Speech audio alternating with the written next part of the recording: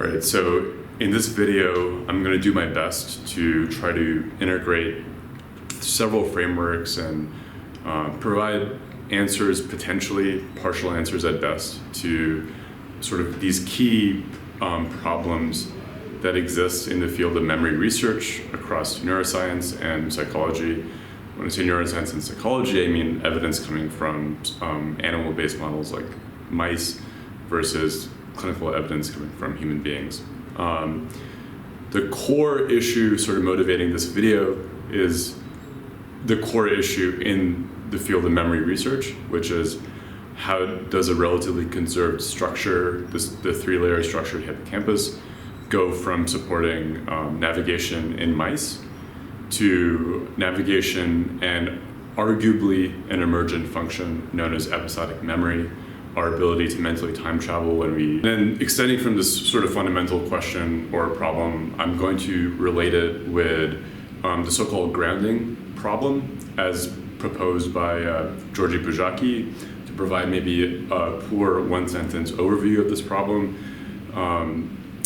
The brain needs a second opinion perhaps on its own internally generated models or a sort of verification signal such that these models are meaningful and updated with the external environment. In the context of navigation, we have a clear and transparent signal, which is perhaps motor efference, sensory updating, because the rat or whatever organism we're studying is literally traversing through an environment, taking in sensory experience, generating motor efference signals as it moves, and of course generating whole brain oscillatory activity in the form of theta via locomotion. That's a lot of stuff if you're not in this field. I will be going and talking about all these things in more detail in a second. So the second thread that I'm going to be trying to connect in this video is this overarching question of evolution. In a nutshell, where did episodic memory, our ability to mentally time travel, specifically while stationary, where did that ability come from? And of course, all these questions are related, they sort of impart on one another. And I'm going to do my best to sort of rephrase this evolutionary question. Maybe we shouldn't be asking what enables mental time travel, but instead what grounds it, right? So when we get to the evolution section, I'm going to sort of emphasize how, being able to mentally time travel, sort of occupying, embodying a meta dimension, perhaps instantiated by a more primitive theory of mind function. That's cool, but what grounds that function? It's easy to see how that ability can go haywire and be not at all behaviorally adaptive. So when it comes to evolution, there's one source that I found to be useful. That is Tomasello and his research, and specifically his book, Becoming Human. Tomasello is I'm pretty sure he's a developmental psychologist who just grounds his problem, his research in evolution, specifically looking at analogs or milestones in the trajectory of childhood development with inferred milestones in evolution, and he infers those milestones by comparing the types of behaviors that children are capable of versus the types of behaviors that our nearest common ancestors, which I believe chimpanzees are capable of, specifically noting points of divergence. Tomasello's framework is attractive to anyone studying memory because his answer essentially to the question of what made us human focuses on I would call it online collaborative activities that our ancestors likely engaged in, like hunting is probably the best example of this, and he relates those sorts of activities with the emergence of what he calls like view invariant objective perspectives that might have been instantiated through multiple rounds of recursive mentalization, such that egocentric perspective is decontextualized, leading to some sort of objective or symbolic perspective. And in Tomasello's framework, that's the groundwork for language. I'm not going to totally copy paste his framework to that extent, I'm more interested in it because scripts or so-called like event sequences that describe collective activity towards a collective goal, for example, a hunting script, these sorts of scripts are central to his theory, and I think he provides a plausible argument for how they could have emerged just as early human beings were engaged in such activities like hunting. I don't think that Tomasello explains well enough how such scripts could have been transferred, let's say, from online usage, right, to generate predictions while someone is engaged in a collaborative act like hunting, to what I would call offline time travel, such that an early human is, let's just say, in a cave, and they're thinking about, I wonder what could happen in tomorrow's planned hunting activity, and to not only think about potentialities in the future and memories in the past in a sort of abstract way, but to actually be able to embody themselves and time travel into past and future and sort of simulate possibilities, simulate memories, right? This is basically just episodic memory in a nutshell, autonoetic consciousness. I don't think Tomasello does a good enough job explaining what accounts for that jump. Returning to the grounding problem, I don't think he does an adequate job explaining what could have possibly grounded this sort of time travel in the course of human evolution.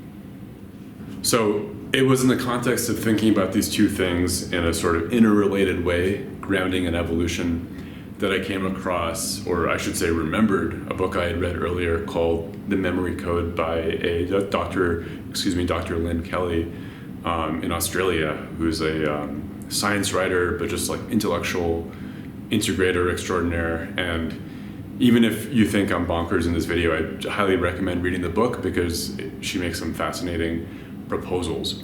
The overarching proposal that she makes is that hunter-gatherer communities that exist today often ground oral traditions in physical space and physical movement.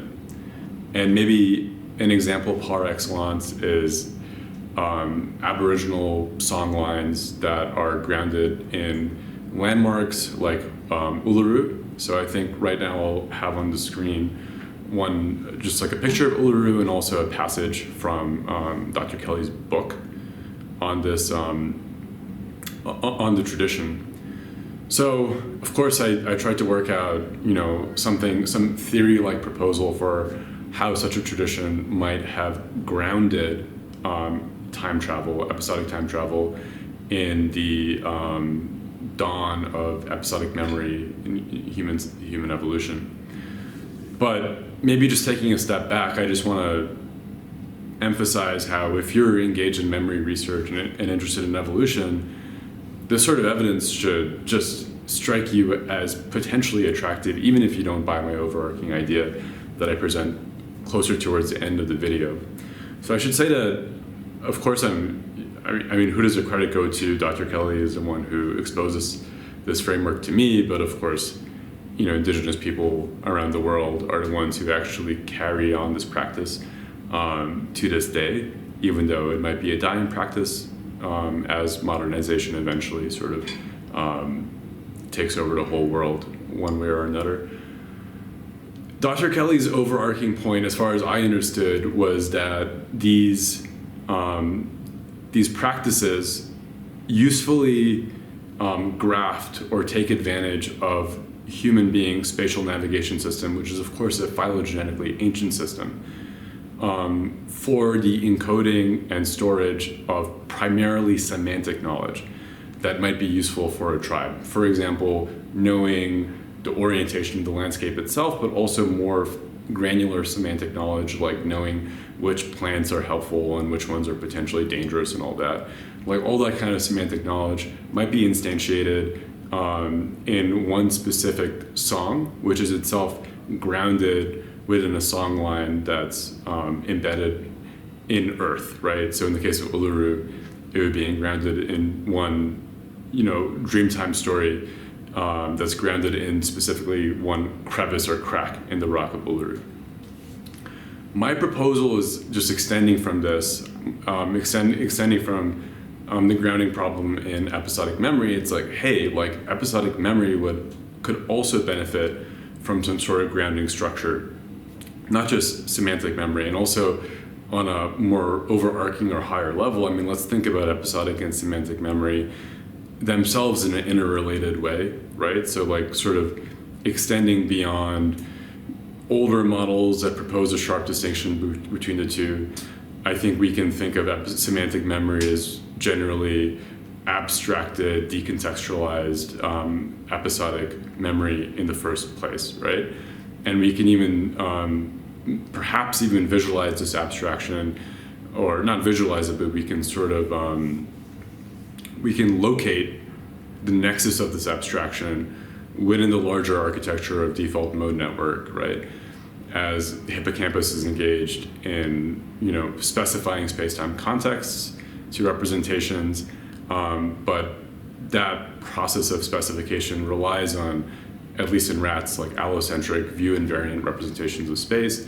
And in humans, we know that a sort of process from specific representations in the hippocampus going towards semantic view invariant representations in prefrontal cortex that could represent essentially the same sort of hubs, but flowing in the reverse direction. Here I'm just hearkening to consolidation models like standard consolidation, even multiple trace, of course, because both are proposing that prefrontal cortex is important for semantic long-term storage. So in a nutshell, if Dr. Kelly is arguing that these sorts of, let's call them mythological landscapes, are important for the storage of semantic knowledge, right? Specifically by employing the method of loci or the memory palace technique, my argument is hold on, wait a second, what if there are also memory palaces for the grounding of episodic time travel? I mean, let's return to this example of Uluru. Even though all these songs or Dreamtime stories might contain generalized semantic knowledge within them, they are first and foremost just primitive collaborative scripts, which resemble, Tomasello's framework or proposal of a primitive collaborative hunting script, right? There's a strong analogy here. Of course, the characters in these Dreamtime stories are gods and goddesses, people who are not the actual Dreamtime traveler. But this shouldn't be an issue for someone who's, engaged in current findings relating to default mode network. The key here is, what is default mode network itself? It's basically the phylogenetically ancient rat navigation structure, going from allocentric and frontal. Of course, mice don't have something so complex as our frontal cortex. So when we think of allocentric representations in rats, we're more focused on, let's say, I think dorsal hippocampus, anterior hippocampus. In humans, the analog is just the anterior part of the brain, just prefrontal cortex. Maybe VMPFC is especially important for scripts. And then we have in the back posterior regions more involved in sort of egocentric switching, specifically retrosplenial cortex in humans.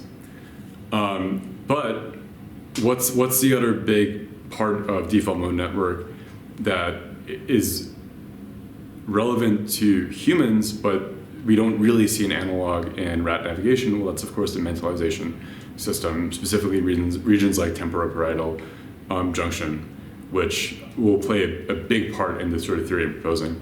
So I went into a little bit of a tangent there, but the trigger for this tangent was thinking about how the characters in all these Dreamtime stories are usually gods and goddesses.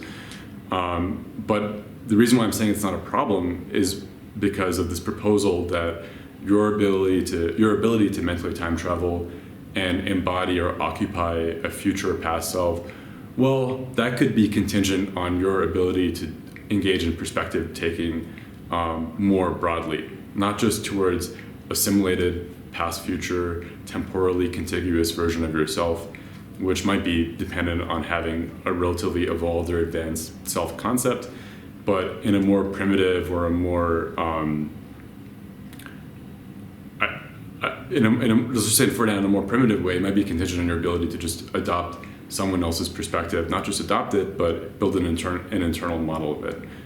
So just to sort of recapitulate in a slower tempo, to encourage retention and engagement from you, my dear viewer, I'm proposing that these sorts of indigenous songlines, these sorts of mythological landscapes, could have first and foremost grounded scripts, collaborative scripts, in allocentric representation of space that could be of the perimeter of Uluru, in the case of the Uluru songlines, and also grounded in physical movement, because of course the Dreamtime travelers are physically traverse the perimeter of Uluru as they recount these stories, right? So it's basically using the memory palace in a very literal physical way to anchor scripts in physical space, and also one can see how physical movement, think how movement engages predictive coding and theta, could sort of entrain a map-like representation of generic collaborative scripts. The reason for focusing on scripts before episodic memory is because most current theories of episodic memory, while they relate key features of EM, I'll use that as an abbreviation for episodic memory, to hippocampal structure and function, specifically how pattern completion could be relevant to tiling of experiences across time, and how pattern separation could be relevant to the specificity, the space-time context of episodic memory. These theories also, just note the computational problem where we can't possibly record in a sort of camera-like, film-like way all our experiences, hence why probabilistic reinstantiation of experience vis-a-vis pattern separation and pattern completion are relevant. But they also propose that scripts, semantic scripts, are sort of central to this process of completion, of probabilistic reinstantiation, because the semantic scripts are, of course, the generic scaffold upon which one can build a specific experience, right? So when I talk more about episodic memory, I'm going to talk about the classic restaurant script as an event sequence. But there's issues that I have with this. I mean, I don't disagree that scripts stabilize episodic memory. First of all, one can see how scripts are relatively 1D. It's an event sequence. It's not really taking full advantage of the 2D allocentric place mapping capacity of the human hippocampus that we see in mice. But a mythological landscape like Uluru does take advantage of that. The second reason why I think just saying that script scaffold episodic memory is not untrue, but an incomplete explanation for the emergence of episodic memory in humans is because it's not clear to me what computations, specifically what inputs, would stabilize self-centered, egocentric representations. In the case of episodic memory, that's literally just autonoetic consciousness, your vivid reconstruction of an experience. It's not clear to me what would stabilize egocentric experience during script transitions, right? So this is like the human equivalent of a rat entering a new environment, and then we would observe in that instance global remapping of place cell activity, right, of the sort of allocentric map, perhaps the cognitive map in rat CA1 subfield of the hippocampus. We know that that sort of remapping activity depends on predictive coding, and first and foremost, a comparison between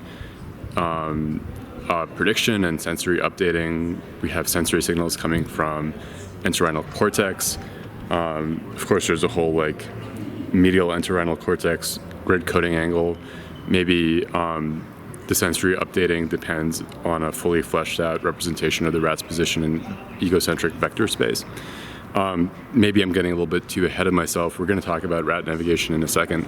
The larger point that I want to emphasize here is that it's not clear to me how, in the, let's say, the dawn of early human evolution,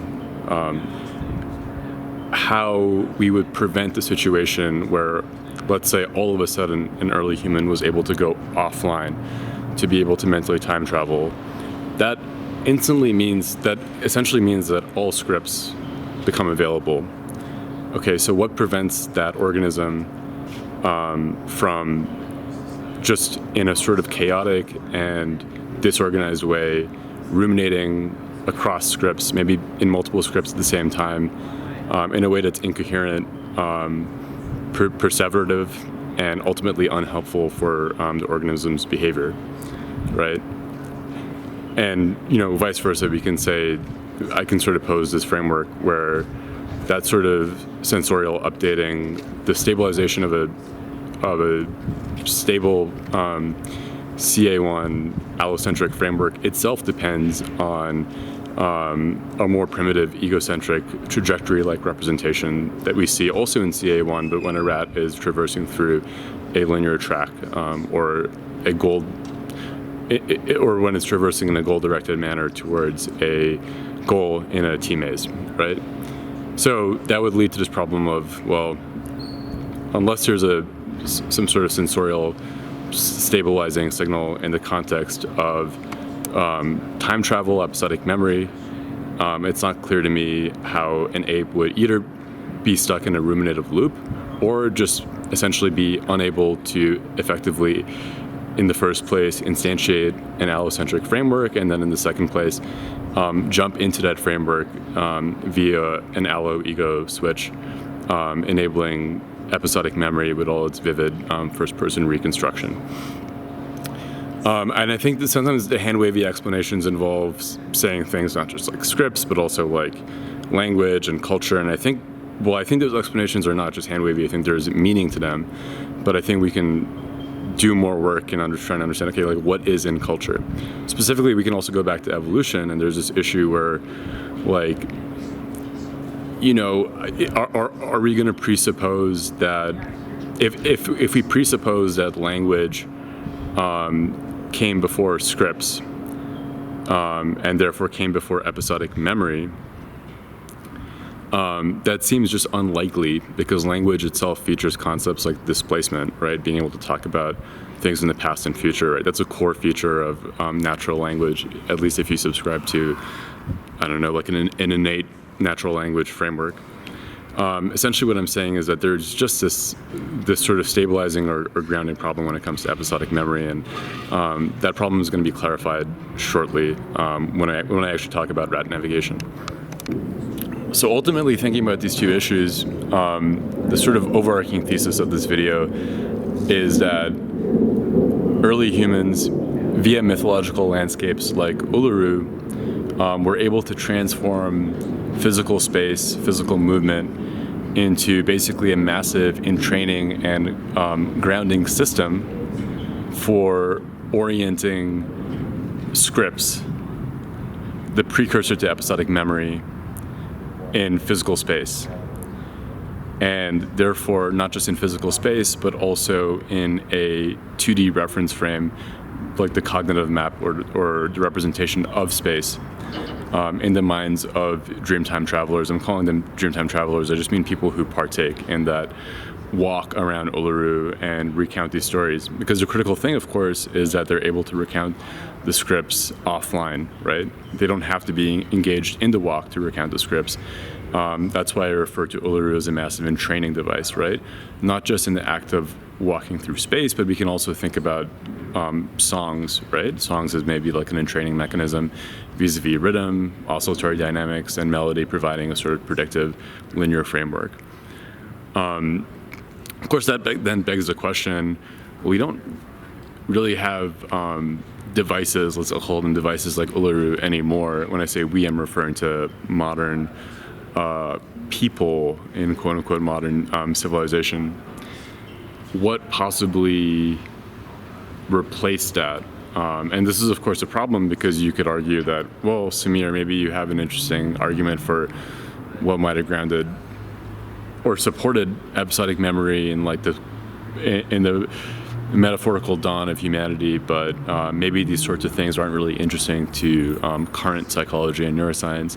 I think the alternative framework or proposal is that grounding frameworks like Uluru, maybe they were fully taken offline. I think the critical thing to recall is that sort of long axis of the hippocampus, MTL, and then zooming out even more, default mode network, right? We see this sort of allo to ego continuum with Uluru perhaps serving as a memory palace, not only for egocentric experience, that's my major proposal, but also, as Dr. Lynn Kelly argues, for allocentric semantic representations, all right? So the big thing to keep in mind is that generally we see three things happen coterminously in human cultures and civilizations across the globe. First, we see urbanization, population increases.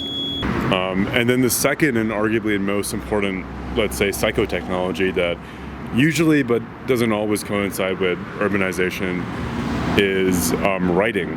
So think about writing in the context of Uluru and the kind of memory palaces that Dr. Lynn Kelly proposes previously existed. Well, when we have writing, we have a system for storing in an offline manner all the sort of semantic knowledge that a tribe would have previously needed for survival.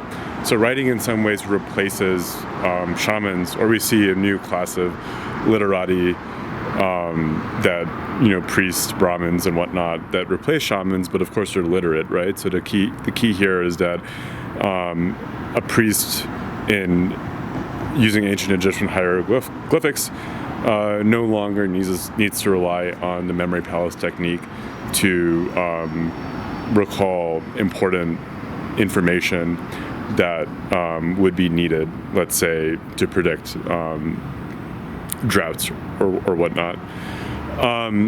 But now we have a problem because, once again, I'm proposing that a mythological landscape grounds not only semantic representations, but also episodic time travel. Essentially, it is like the equivalent of the CA1 allocentric place map when the rat is traversing through not a unidimensional track, but just a 2D environment and freely ambulating, right? As per John O'Keefe's 1971 paper. Now we have a problem where maybe writing can substitute for granular semantic abstract knowledge, but what substitutes for Uluru in the case of episodic time travel? We would need something like a meta map, a sort of waypoint system, such that humans, specifically children who are growing up in a literate culture, have some sort of system for navigating time travel through scripts in a way that's relatively coherent and behaviorally adaptive. And once again, it's not like my idea or anything, but what I suggest people look to is that there is like this maybe predictable transition where writing coincides also with these sort of teleological philosophies. I'm referring most directly to Carl Jasper's axial age hypothesis, and I'll put up on the screen, various teleological trajectories that could function somewhat like maybe scripted way. Not 100% scripted because I don't have a script, and I like having a little bit of flexibility in terms of what I say. But the goal here is to, especially because I want to send this video to people who maybe want the big idea in just like 5 minutes. The goal is going to be to try to explain the thought process at various scales of simplification. So first I'm going to do my best to simplify this overarching theory in just 3 core ideas or core questions. So the first one So we'll start out with this question of like, how do we explain this this fact that a relatively conserved structure, the hippocampus, is relevant to both navigation in rats and, in addition to navigation, also episodic memory in humans. That's going to lead us to this discussion on to what extent are hippocampal representations embodied. And my answer to this question is going to be somewhat of a compromise. I think that across navigation and episodic memory, we can see that hippocampal subfields like, CA3, dentate gyres and whatnot are performing these like domain general computations relevant to tiling of sequences, pattern completion, pattern separation for precision and whatnot. So maybe the hippocampus plays a domain general function in cognition, specifically in supporting representations that are precise and complex in terms of associations. But I don't think that prevents us from theorizing that the hippocampus also has a quote-unquote innate or phylogenetically conserved function in instantiating shifts from egocentric experience, one-time egocentric experience, to generalized view invariant semantic/allocentric representations. And in this sense, we can think of the hippocampus as a sort of key junction or comparator.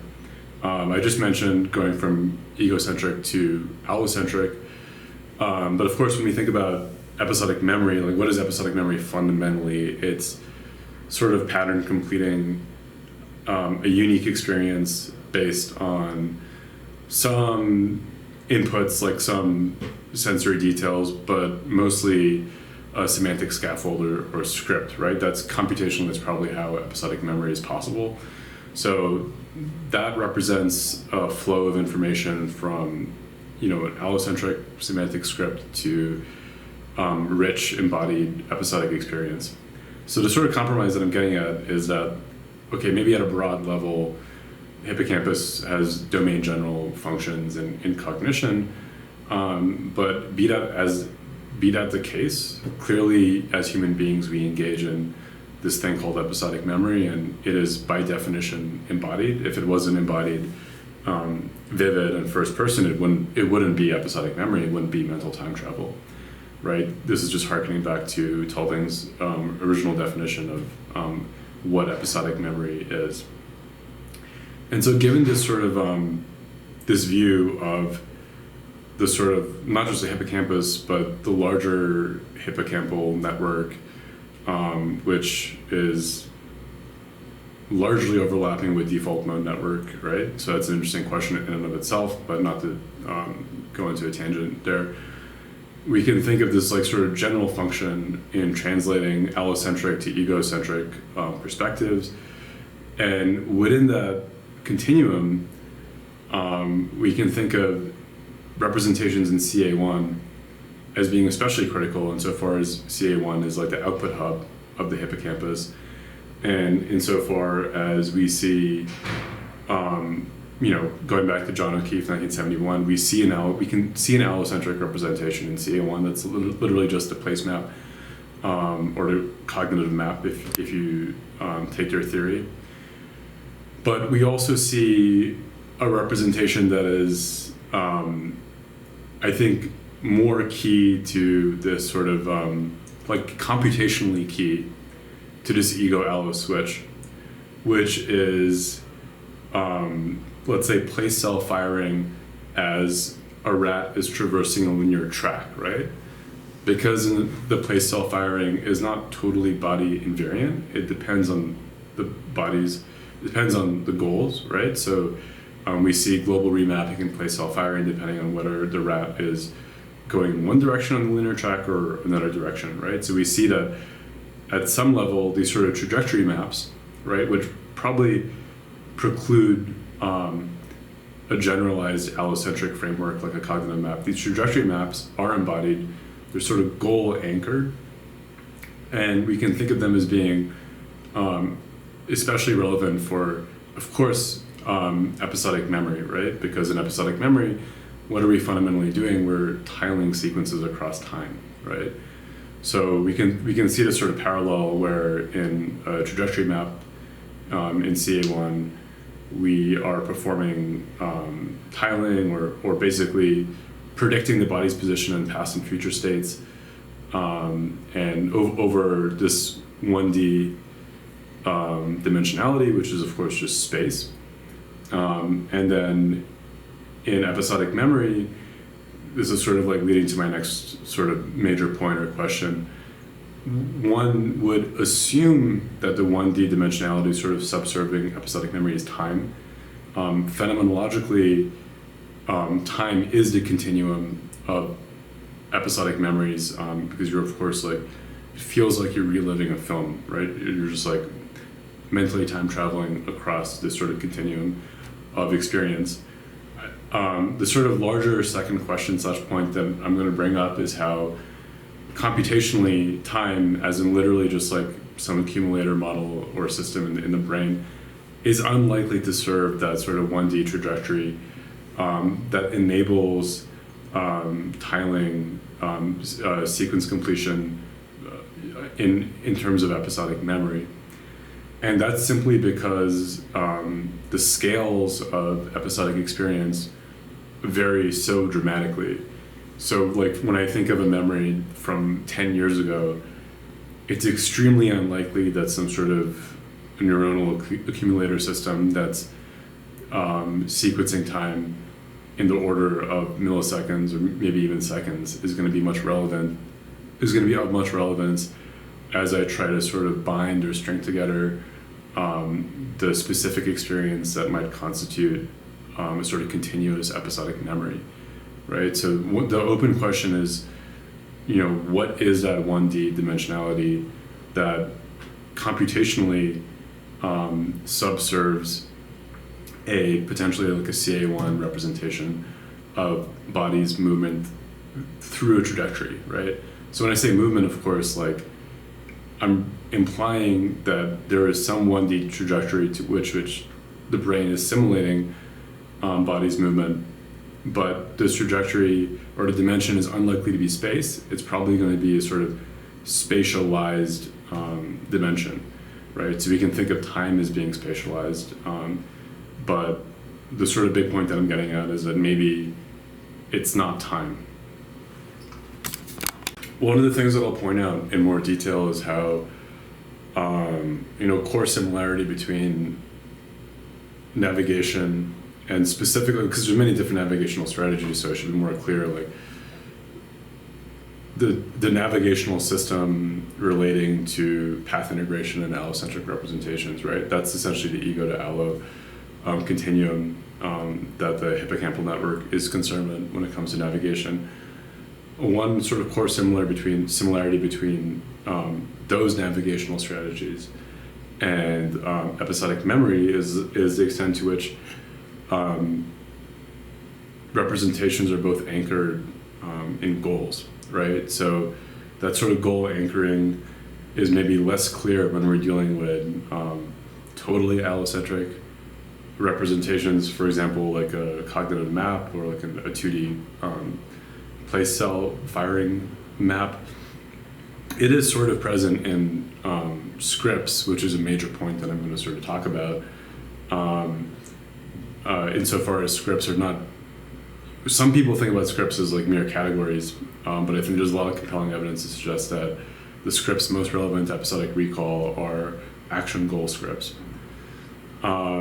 So I think generally across both navigation and episodic memory, we see that the sort of core nexus in this elo to allo switch, which are trajectory-like representations potentially instantiated in CA1 for navigation and potentially for episodic memory as well, is that both these representations are fundamentally goal-oriented, right? So the evidence for this in the rat literature is more direct, right? So one paper that I'm going to talk about is Mizumori 2006, which shows very clearly that when we sort of expose rats to a T maze and then have them learn different reward associations in that maze, then we see global remapping in place cell firing patterns, which suggests that place cells, place cells and cells in CA1 have very different firing patterns, depending on if they're even grid cells or place cells and whatnot. But what this suggests is that we can think of place cells as being sort of passively encoding sort of like these allocentric space maps. No, these maps are actually grounded in these trajectory-like representations, which are themselves grounded in the specific goal context, right? And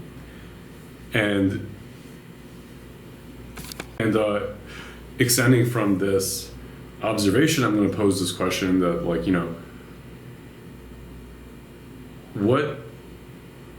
what would, if we wanted to have some sort of computational mechanism subserving the dimension of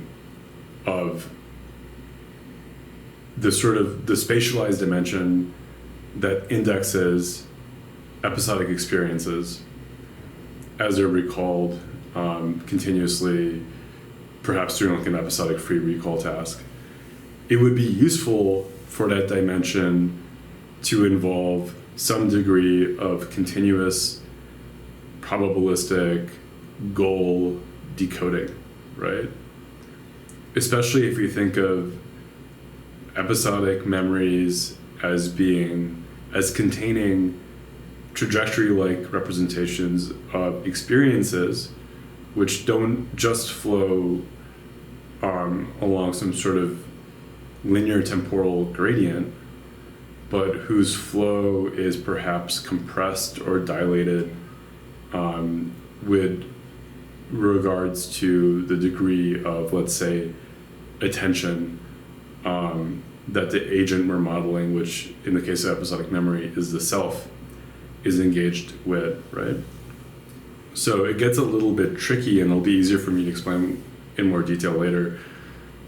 But insofar as we can think of mentalization as being sort of dually involved when we're decoding goal states in others via sensory cues like eye gaze, and also goal states in ourselves via an internal model of our attention, then we can think of mentalization like trajectories as being, I think, suspiciously similar to the kind of movement motion trajectories that likely subserve CA1 place maps on a linear track, right?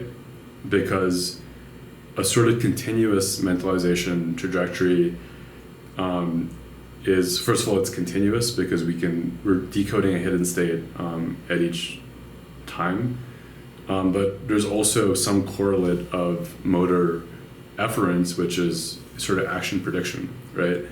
And we see this in the snapshot in the Sally-Ann task, where an infant and potentially an animal is able to sort of infer the action of, forget if it's Sally or Ann who's the actual human being, who's a doll. I think they're both dolls actually, but point being is that the Sally-Ann task involves a snapshot of decoding action based on a false belief.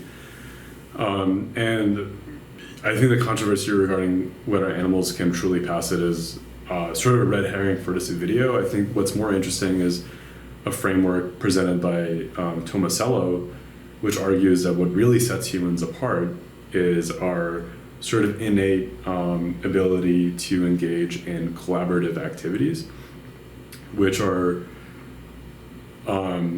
more complex than a simple snapshot of, action prediction and false belief decoding, because these collaborative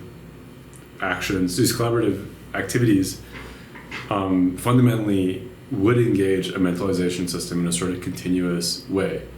What I'm sort of proposing is that it's not just continuous, it's trajectory-like, especially in the context of a collaborative act like hunting, which was likely essential as a sort of evolutionary driver of change, right? So like groups that hunt better probably have better access to food, and then there's like positive selection feedback.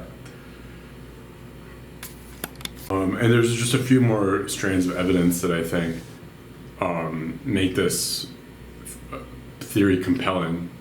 Once again, of course, it's wildly speculative, but I don't see how time could serve as an index for episodic memories at such wildly different scales. So that's my justification for being a little speculative. But first of all, we can see that during episodic memory, and this is just like default mode network, we see engagement of regions like TPJ, temporal-parietal junction, and PCC, which is consistent with these models that suggest, like self-referential theories, which suggest that when we're engaged with default mode network activity, and if it's like too persistent, we can call that rumination. We are, in some sense, modeling the self in a way that's not totally dissimilar than the kind of modeling that occurs during theory of mind, during social cognition. So that's not really a novel concept at all. I think what I'm trying to offer here is that what if that modeling results in a sort of trajectory-like representation, a sort of 1D map that's not dissimilar from a CA1 place cell firing map as a rat is traversing a linear track, right? That's sort of the big thing I'm suggesting.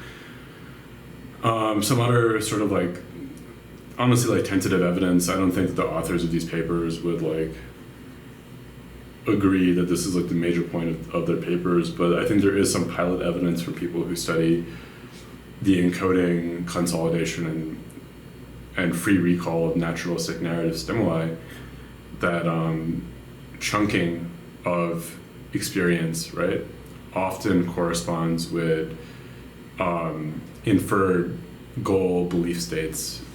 So just to be a little bit more clear, these are experiments from people like Dr. Janice Chen, Dr. Baldessano, who have sort of pioneered the sort of ecologically valid naturalistic approach of exposing participants to what they call like a naturalistic narrative stimuli. At least in the case of Dr. Chen's studies, the one that I'm referring to, it's literally just a videotape of the Sherlock Holmes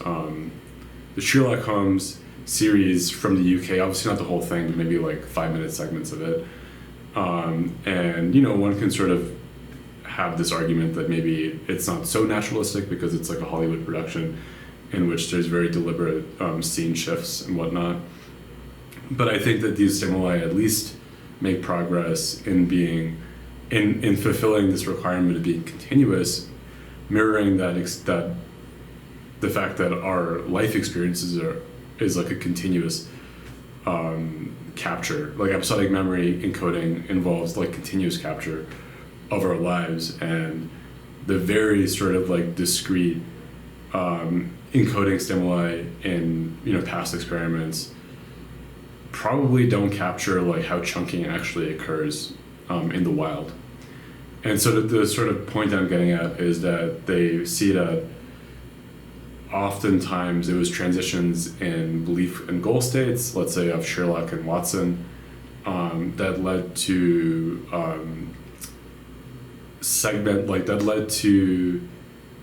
event segmentation in the relevant regions that they were looking at. And they sort of inferred event segmentation based on hidden Markov modeling, just sort of seeing when a representational state in a brain is static or perhaps changed. And I believe the Baldessano paper also found that mentalization regions more posterior were online or engaged, or their bold signal was shown to be relevant to chunking at the highest level, right? So maybe chunking of experience at a low level is going to be more sensory dependent, more dependent on like a shift in frame, or like if I just turn around or something. But the sort of high-level chunking involving theory of mind regions, I think that resonates with the larger point that is sort of like implicit, but I think one has to keep on reminding oneself of this, which is that, scripts are fundamentally action goal sequences, and scripts probably are instantiated by just having the goal in mind first, and then probably reverse tiling the sequence of actions that fulfill that goal, right?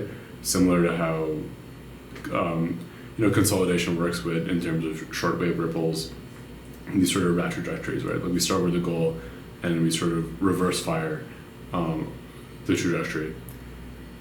And it might seem like a sort of minor point, but I think we can think about scripts as therefore being like a scaffold of a stream that's fundamentally like a mentalization, belief decoding, action predicting stream.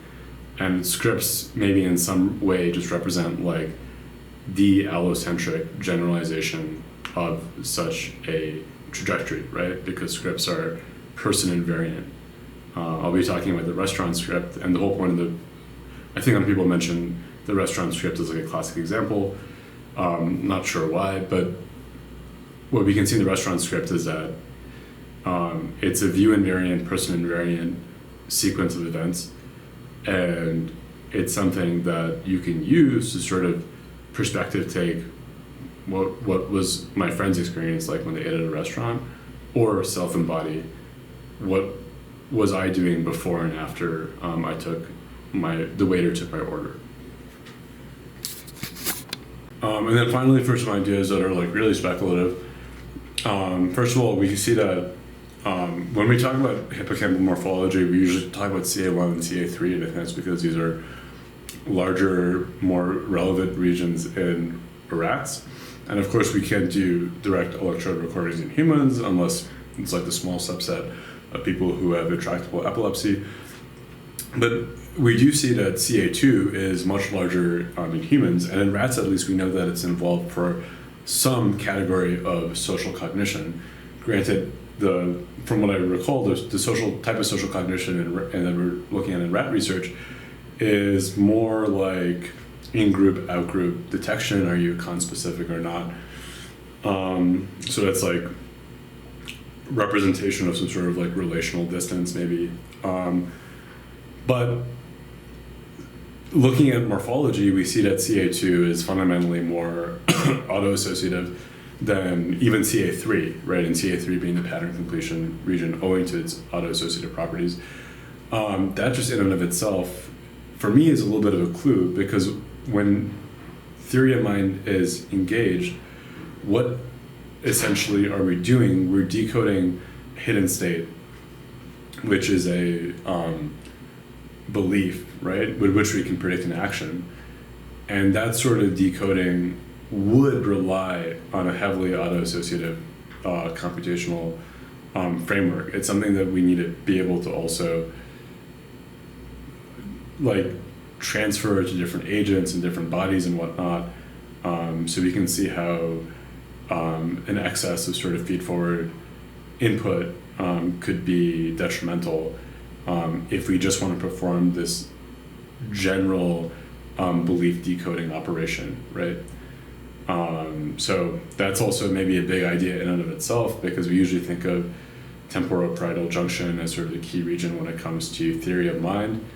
And what I'm suggesting is that maybe temporoparietal junction as a sensory integration center almost plays this more basic role in just separating self from other, and maybe some degree of coupling between TPJ and hippocampus, specifically CA2, is specifically relevant for what I'm calling these sort of mentalization trajectories. And then the last sort of like heavily speculative thing that we can think about is clinical conditions like depression. And I think it's interesting to think about clinical conditions because like one can argue that we lack a truly mechanistic understanding of how depression, schizophrenia occur in the brain. Like the DSM itself, at least for schizophrenia, it doesn't have any like single necessary criteria for diagnosis. It's more like, hey, if you meet like 5 out of these 7 criteria, then we can count you as a schizophrenic person. So I think these clinical conditions are interesting because insofar as we treat depression as a thing, we are then beholden to think about these related symptoms as being perhaps causally meaningful and perhaps relating to an integrated system in which an integrated system that's dysfunctioning resulting in a plethora of symptoms, signs and symptoms. And then what I'm essentially trying to get at is that we can sort of backtrack or reverse inference based on those plethora of signs and symptoms, what the integrated system is doing, how it's working, and whatnot. So in depression, I think what's key, at least for the theory that I'm building, is we see non-specific episodic memory, so a clear deficit when it comes to episodic memory, maybe changes in hippocampal volume, that's a little bit more tentative, and I don't want to totally build a theory on a house of cards. And then we see issues with body schema, not necessarily limited to mental time travel, but insofar as mental time travel involves a body, we can see a connection there. And also feelings of stasis and hopelessness regarding the future. For me, that implies goals, right? So just thinking about, once again, this is very speculative and it's something that I'll return to later, more as like hey, let's think about these things in tandem. Does this kind of suggest that some sort of mentalization-like trajectory, of course mentalization is primarily on oneself in the context of episodic memory, could subserve episodic memory, right? Because if there was a deficit or defect in this system, and I'll talk in a second as provide a more systematic overview of how that defect could occur in terms of representations, then we would predict or expect this pattern of symptoms. And then the last, sort of transitioning from the second big idea, which is just this idea of mentalization trajectories, to the last idea, it's that when we think about these mentalization trajectories, there's one thing that's clear, is that they're probably less stable than a representation of just the body moving through space. First and foremost, when we consider a CA1 place cell firing map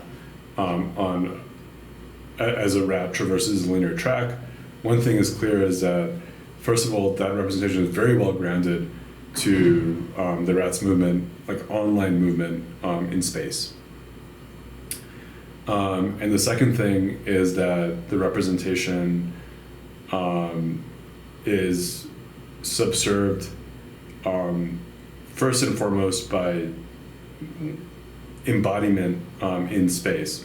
And I'm suggesting something analogous with these mentalization streams, but insofar as these mentalization streams probably first were instantiated in the context of collaborative activities and not like offline mental time travel, there is like an embodiment problem with these mentalization streams, which is that it's not always clear whose belief we're decoding and whose action we're predicting.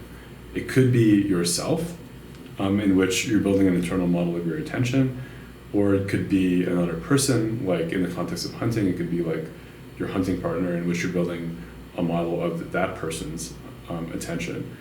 Both models would be grounded in, online sensory, well, at least the sensory information is more relevant to modeling someone else's attention, but we can still think of sort of like a Bayesian probabilistic continuous model being instantiated in both cases.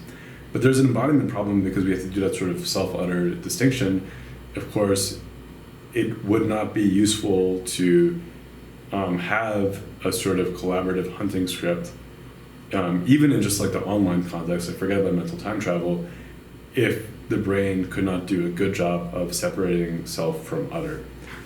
So when I think about that, I think about how, once again, since TPGA is a sensory integration center, I think there's some evidence that doing TMS to TPG results in out-of-body illusion, so it's performing some key functions relating to embodiment. And even so, I think that these sort of mentalization trajectories would need an extra bit of, let's say, neuronal firepower to perform that sort of self-utter separation / segregation. And maybe that is a primary function of TPJ. Given that sort of representational instability, right, just even in the online case, forget about going offline. I'm sort of, when I say going offline, I mean mental time travel, like being able to sort of recollect it and vividly experience the memory, even when you're not sort of like in the same spatial temporal context of that memory. This is just episodic memory in a nutshell, right? That's what I mean when I say offline. When we think about that sort of instability, the first thing that comes to my mind is how there seems to be a missing link in the sort of allo to ego continuum when we're talking about human episodic memory. More specifically, we can think of scripts as being relevant to allocentric place maps, and we can think of sensory experience being similar in both cases, being instantiated by, especially by sensory integration centers like in parietal cortex and whatnot.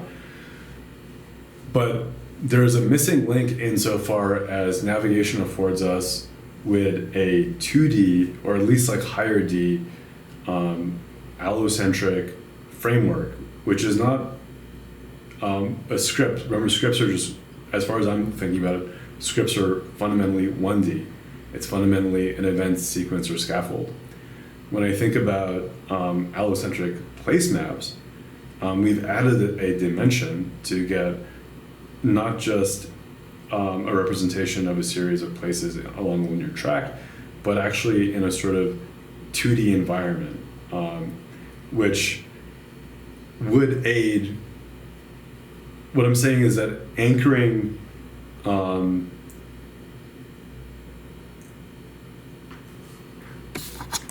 so sort of tongue-tied because it's a little bit, I think the proposal that I'm getting at is that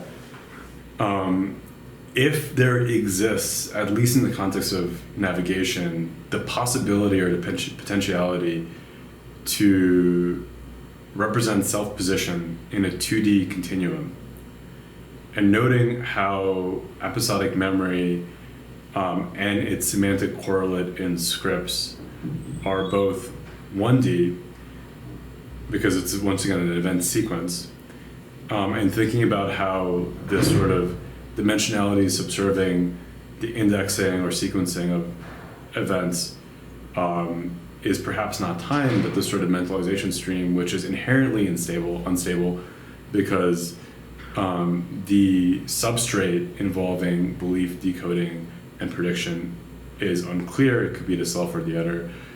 It would be maybe useful to somehow have a 2D representational framework that anchors these 1D mentalization trajectories. So the big sort of wildly speculative idea is that maybe there is a potential for our brains to basically index or anchor mentalization trajectories on a 1D dimensionality, which could be space, or it could be another spatialized like dimension. And I'm going to get into potentialities and possibilities for that in a second. And I think at this point it'll be helpful for me to have a visual up, because I'm trying to explain a sort of integrated multidimensional representation. I think it's a little silly to talk about specific dimensions. I'm just saying that this sort of potentially self-embodying space is at least higher dimensional than 1D. It's at least not a trajectory. because we have to somehow map these trajectories, which then become generalized into scripts, onto another indexing dimension or framework. And I'm just, Occam's razor, just going for the simplest possibility that the other trajectory or the other dimension is also 1D. Okay, but I'm remaining opaque as to what it is, partly for like narrative surprise reasons. So I think we can maybe, this is a bit like asking this question, and I think anchoring this question in evolution is especially helpful because it makes the question all the more sort of important, right? Think about how basically what is this space allowing for? Because we have mapped mentalization trajectories onto another likely spatialized trajectory, we can call this, I'm going to call it default mode network space or DMN space. So because it's engaging all of default mode network, right? We have the hippocampal system involved in spatialized representations, allo versus ego, and then of course we have mentalization regions that are critical in instantiating the very trajectories. What is this framework or map essentially allowing for? Well, it's allowing you to sort of transition in a sort of wayfinding type way between scripts, specifically when the brain is quote unquote offline and default mode network is online. So now we're returning to an idea that or a problem that I sort of posed in my previous video segment, where imagine we have this early human ancestor, and this is at the dawn of culture and therefore also at the dawn of language. And suddenly we turn this organism, we give it the capability to mentally time travel, to sort of embody scripts that are not in the here and now. The simple enabling of that behavior computationally maybe isn't the most impossible thing to work out. But rendering time travel to be coherent, to be non-perseverative, that's a trickier issue, right? Because we can especially think about how in the rat model, environmental transitions between, as a rat traverses from one environment to another, we see global remapping in CA1, and we think that remapping function is first and foremost instantiated by predictive error signaling in CA1, right? When predictions about the environment don't meet incoming sensory evidence coming from entorhinal cortex. So there's some sort of predictive computations and sort of RPE framework going on. But in the context of mental time travel, it's less clear what sort of incoming sensory information would allow for stable transitions between scripts, and maybe in the first place allow for stable embodiment in any given script, right? We're thinking about stable embodiment in a script as functionally the precursor to any sort of pattern completion of unique experiences, and therefore any precursor to episodic memory, or the vivid sort of first person experience of episodic memory itself. So even if this DMN space is not quite like a map, maybe that's a little bit too far, too much of a proposition or a bit too speculative. At a more minimal level, I think what I would argue is that especially at the sort of dawn of culture and language, it would be very helpful to have a representation that, forget the word representation, to have a cognitive system that permits wayfinding between scripts, right? That at a minimal level prevents this absurd problem of persistently ruminating ape, which, as you can imagine, that would not be very behaviorally adaptive if we have one ape who's about to join a hunting team or a gathering team, but is stuck in a rumination loop, right? And then one sort of maybe hand-wavy answer to this question is the sort of enigma and the ocean of content and structures that language affords, right? Because language doesn't just come with, temporally dynamic concepts like the very concept of temporality in words like was, and even in the word had, there's a concept of a specific past temporality. Language also comes prepackaged with, cultural concepts, thinking about even the ways that different languages have metaphors for time that involve some sort of spatialization, like being on time, I can't think of them all right now, but I'll have them up on the screen. But then returning to this question of evolution, we have a problem, at this theoretical dawn of culture, and the way that we think about culture as being related to language. Maybe such quote-unquote cultural complexes that allow for wayfinding between scripts were not firmly established. And then returning to this potential notion of DMN space, well, what would be the most obvious or the most phylogenetically ancient way to sort of anchor these different scripts? Would it be a spatialized dimension like time, or would it be space itself? Okay, and my argument, this is sort of the big reveal with Uluru and other such mythological landscapes, is that at a core, what these mythological landscapes represent is one instantiation of this hypothetical DMN space, where we see mentalization trajectories, i.e. scripts, these are specific Dreamtime stories, literally grounded to points in physical space, right?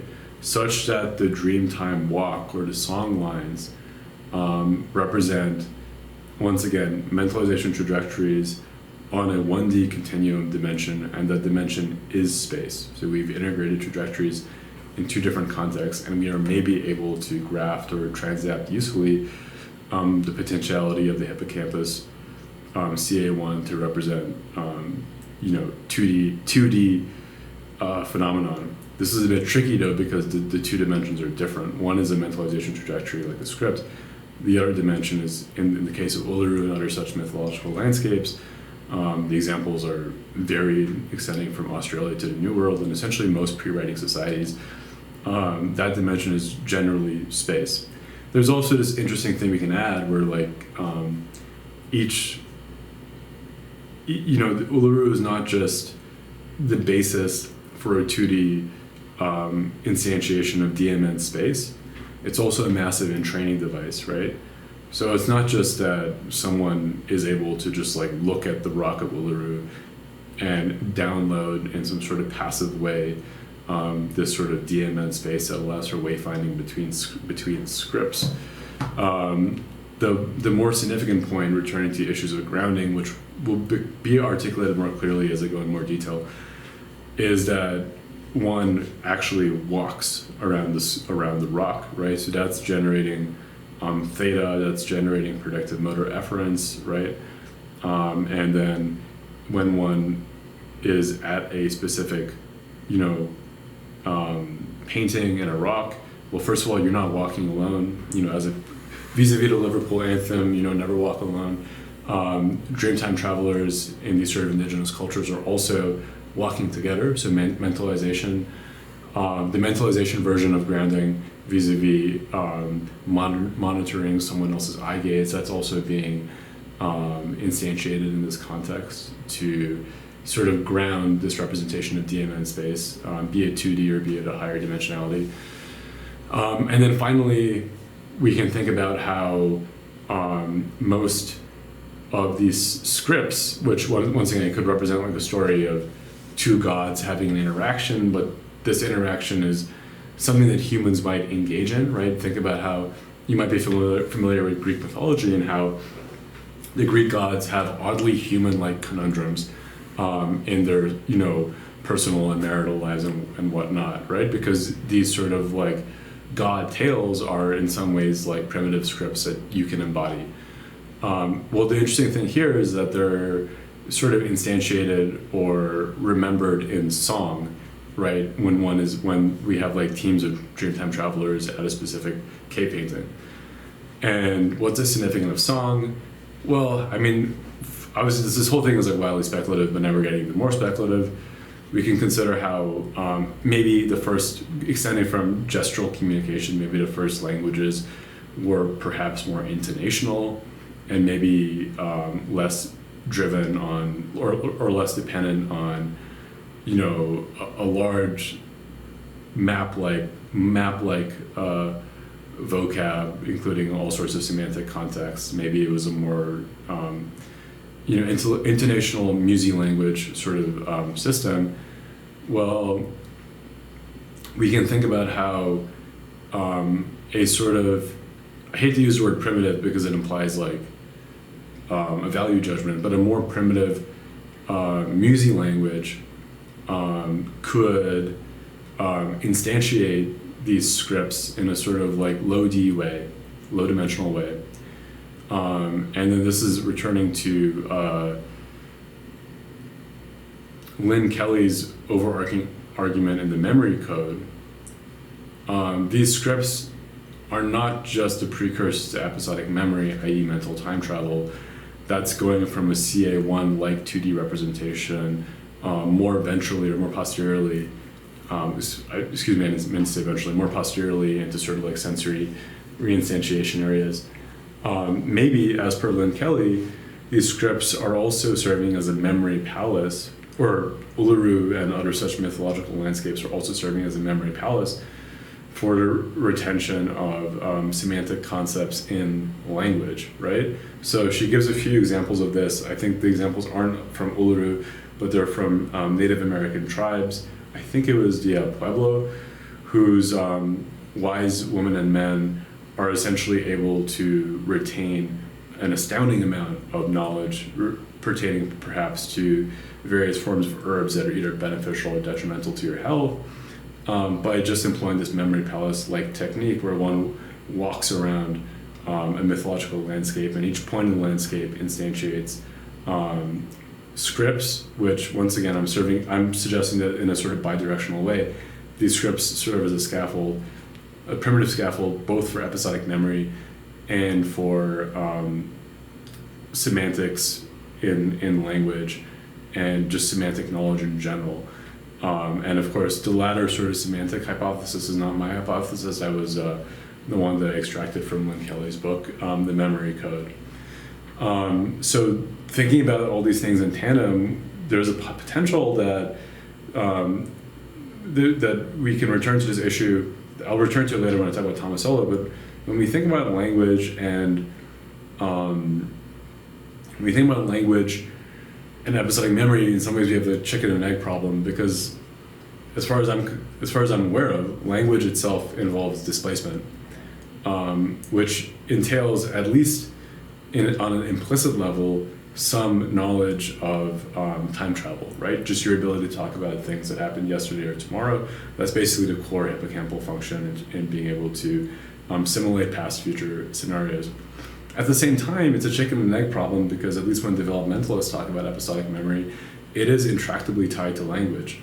We see episodic memory functions specifically relating to being able to vividly describe past experience sort of turn online when language also comes online. And of course, it's hard experimentally to disentangle these two things. It'd be wildly unethical to sort of like raise a human being in a sort of box and see to what extent episodic memory and language are selectively impaired or spared. And insofar as we do have a few cases of so-called feral children who did unfortunately experience such linguistic deprivation, well, then we have the issue of measurement. It's hard to actually, how do you record episodic memory without a sort of linguistic medium of communication? But in thinking about how in evolution, maybe causal sort of X causing Y is not always the best way to make sense of emergence of various adaptations.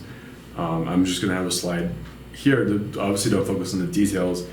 The main notion that I want to convey in this flowchart, in this chaotic flowchart, is just how when it comes to evolution, it's often things sort of in tandem and in a symbiotic way, sort of feeding off one another that contributes to change, right?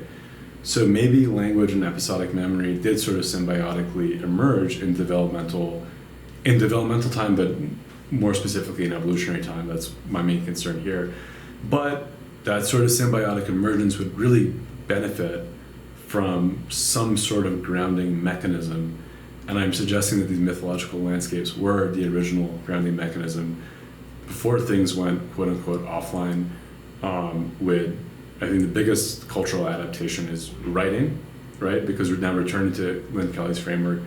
Writing represents a huge and dramatic change in the necessity of a physically instantiated memory palace for the retention of semantic knowledge, right? So pre-writing, there's this laborious but maybe deeply gratifying and meaning-making process, but nonetheless a laborious process where you would have tribes people or a specific shaman caste sort of partaking in these walks in physical space, just to be able to remember, that mushroom will kill you if you eat it, and that mushroom will give you a good time. But what we see with writing is now all that information, all of a sudden, in a very efficient way, can sort of be transported into a text. So this is like the shaman to Brahmin transition. And it's no surprise that writing tends to coincide with urbanization, because urbanization represents distance or detachment from these sort of like physical grounding sites. As an interesting aside, urbanization and writing don't always occur together. And one of Lynn Kelly's, I think one of her more original theses or ideas is that in cases where urbanization occurred before writing, then people might have actually constructed megalithic-like structures like Stonehenge for the purpose of serving as a memory technique. Anyways, that theory is not super relevant to what I'm suggesting here, but it's very interesting and something that you can consider. But the larger point here is that if we just return to this graphic of the DMN sort of allo to ego continuum, well, now writing is just replacing one usage of a memory palace, like Uluru, for the semantic aspect, but it doesn't replace it for the episodic aspect, right? And that's sort of the key issue, is that human beings would still need some way to, ground or organize their wayfinding in what I'll call script space or DMN space. And my best answer for this is that, by the time writing's invented, culture becomes more complex in terms of expectations and norms. And this bit is, I don't think Thomas Sowell's obviously not thinking about DMN space, but this bit about culture and norms is not very novel to talk about. But I think that there is one more novel and very enticing hypothesis, which is that we see in an almost cause and effect type way that when societies develop writing, they also tend, with statistical likelihood, to generate and rely on these overarching sort of meta-level philosophies that emphasize teleology. And telos coming from the Greek word meaning, I think, arrow, right? So a teleological philosophy is essentially one that that emphasizes a sort of goal-directed motion, or a motion towards a goal, be it in a collective temporality or a personal temporality. And I talked about this a bit in my previous video, but I'm sort of just rehashing it now. I don't want to get into another big convo. I think maybe we can end this video just thinking about after sites like Uluru that represent a very transparent instantiation of what I'm calling DMN space. Maybe this so-called DMN space became transported offline into cultural norms, but more specifically into teleological meta-narratives, right? Such a teleological meta-narrative, I think the easiest ones for us to grasp mentally, even if you're totally a-religious, is a meta-narrative that reduces all of space-time under a single agency. Once again, that's just monotheism. And in monotheism, you see that all of space-time can be oriented or sort of back-propagated from a representation of God's plans, right? And so this should be startling to you if you hadn't already considered it, but basically what you're seeing is a very, it's just like the latest iteration of a very conserved process, starting with shortwave ripples back-propagating in rats when a rat is stationary, extending to mentalization itself, which involves back-propagating a hidden state based on inferred goals. I guess also some degree of prediction about action as well, so maybe mentalization is more bidirectional. But with these sort of teleological narratives, we see a fundamentally similar sort of way to sort of organize a trajectory based on firmly representing a goal.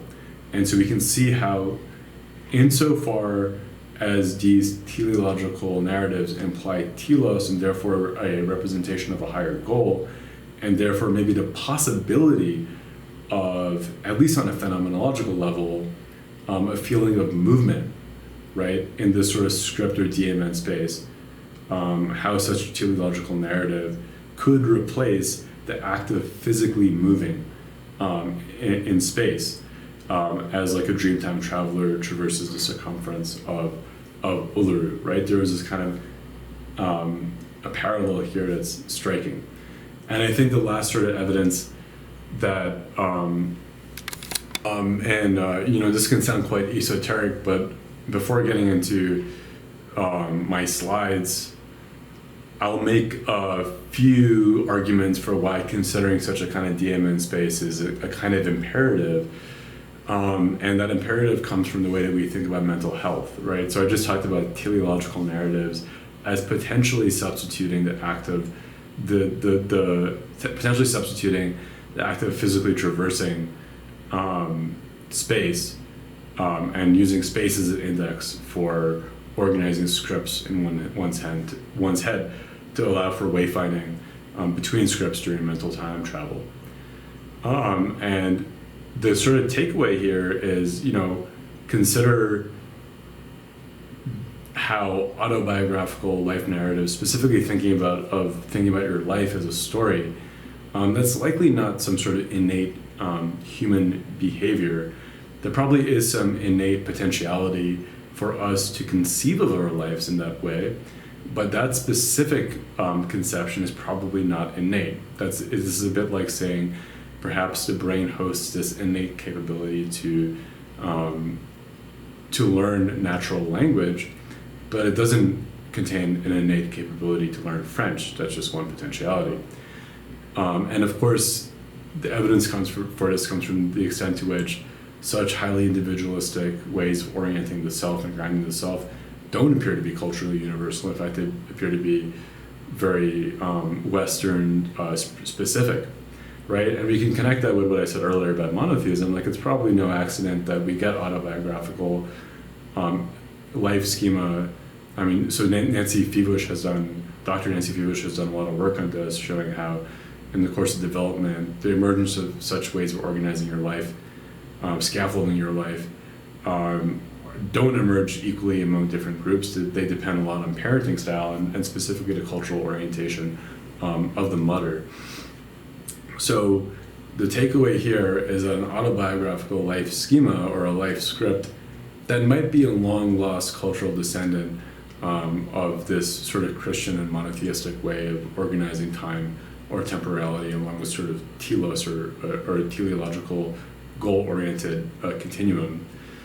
The only difference, of course, is that an individual life schema, first of all, is more materialistic. It's disconnected from any sort of dualistic heaven or heavenly reality. It's in this world. And a life schema is tautologically more individualistic as well. We can consider how such a scaffold could be useful for wayfinding in DMN space, wayfinding between scripts, and therefore it could be a meaningful means of therapy, like in the case of depression. It could be a meaningful means of preventing rumination, perseveration in a potentially negative script, be it future or past. But it need not be the only means, right? So the big takeaway here is that if we don't consider DMN space in this sort of broad way, then we sort of condemn ourselves to thinking that certain culture-specific representations are innate and therefore have innate or universal applicability when it comes to treatment of mental health disorders. And I think one can just imagine the sort of negative consequences that could result from such a sort of simplification. And then the second thing, this is a little more speculative, but the second thing that I would ask people to consider is that it's easy to think of depression as a sort of default mode network disorder. I mean, we see like correlates when it comes to theta and all in the default mode network, maybe related to default mode network being too activated, right, vis-a-vis rumination. But somehow schizophrenia is a little bit, it's less obvious as a sort of DMN disease, even though we do see an analogous and sort of contrasting sort of desynchronization of connectivity, even of potentially of theta coupling between regions in default mode network. But what makes schizophrenia interesting for me, and why in some ways schizophrenia is like proof that such a DMN space exists and is minimally innate, is because once again, all these mental disorders, I mean, we don't have a mechanistic understanding of them. We just know that, for example, social isolation is a strong predictor of schizophrenia, and especially in the prodromal period. And we see issues, these sort of phenomenological issues like self-disturbance, which can in some ways be read out as a crisis of agency and a crisis of not being able to model your own agency, like to be able to apply a mentalization model to yourself, even as your actions persist, right? So there's a sort of breakdown of the self going on. And then fascinatingly, we also see these profound disorders related to time travel, right? Whereas if depression is more like stasis, schiz can be like flight. It can be like the dissolution of past, present, and future.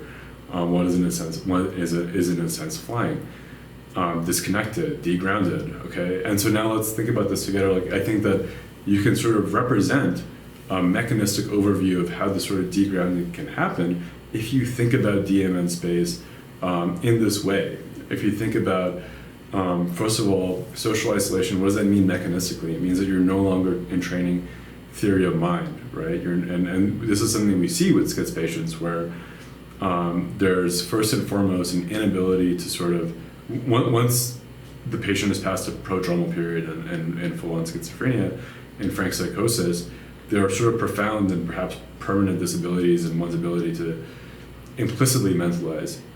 Even if your ability to sort of deliberately infer belief states persists, but it's no longer happening in this sort of like implicit, automatic and perception-like manner, right? So loss of mentalization entrainment, that's like information entrainment from this flow coming from TPJ into this sort of self-embodying spatial representation, which I say it's an allocentric, so therefore not self-embodied representation, but it's a precursor to self-embodiment, right, in a sort of DMN space.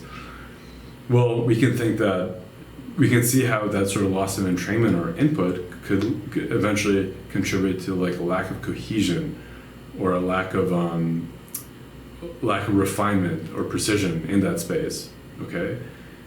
And then from there, we can get, alongside issues with self-mentalization and therefore self-agency. We can also see how we can get, issues with just one's ability to represent past, present, and future along a continuous narrative framework. And we can furthermore make this like startling prediction that like the extent to which this temporal dissolution of past, present, and future is actually like behaviorally significant is going to depend on the extent to which the culture itself represents time, be it at the personal or collective levels, in terms of a stark segregation between past, present, and future, with that segregation perhaps being more profound and significant in the West than in maybe an intermediate is some cultures in India, maybe pre-modernization. I'm not sure the extent to which this practice has still occurred, but where a schizophrenic person could, in some context, be revered as a saint because this ability to mentally time travel is not taken as mere insanity, but perhaps as a kind of out-of-the-box wisdom.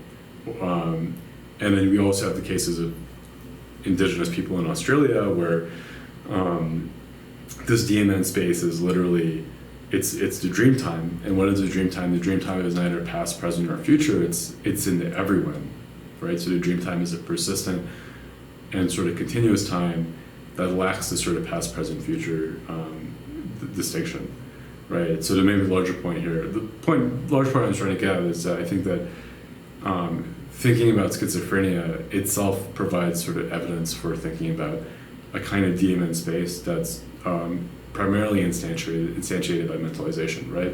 Because the primary predictor of schizophrenic onset is social isolation, which means a loss of entrainment when it comes to mentalization.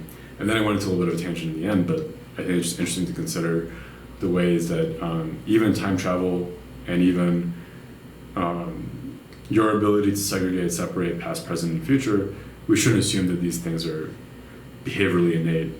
Maybe they are culturally and contextually defined to some extent. All right, so now after I provided a very brief summary, we can begin to actually go through the slides that I created that will provide more context and explanation as to jargon. And even if you are a researcher and somehow landed on this video, it'll provide a more sort of steady flow of information. So we begin with this question, which is how does a relatively conserved structure, the hippocampus, the three-layer structure, serve this necessary function in terms of navigation in the rat and episodic memory in humans. And it's of course a little bit of a mystery because these types of behaviors are quite different. We can think about similarities, but on some level, the place cell firing patterns represent an allocentric and therefore view invariant, body invariant representation of extrinsic external space. It's also something that I harp on. It's 2D, it's not 1D.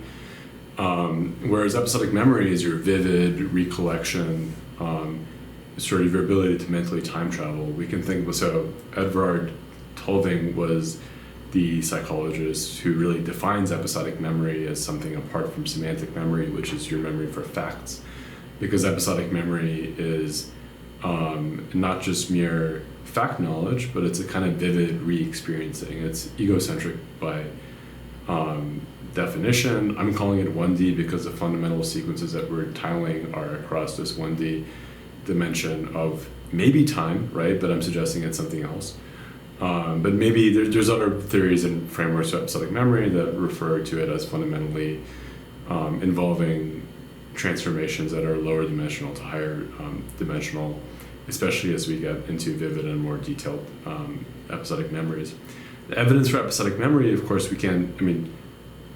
the question of episodic memory in animals is sort of like an open-ended question, but just sort of grounding it in humans, it first came from lesion evidence, specifically from patients who had bilateral hippocampal lesions, like the one pictured here, who was studied by Brenda Milner, reported on in 1957. This patient's name is Henry Moassian. HM was his code name. And this unfortunate person had profound amnesia as a result of a bilateral hippocampal lesion to treat epilepsy.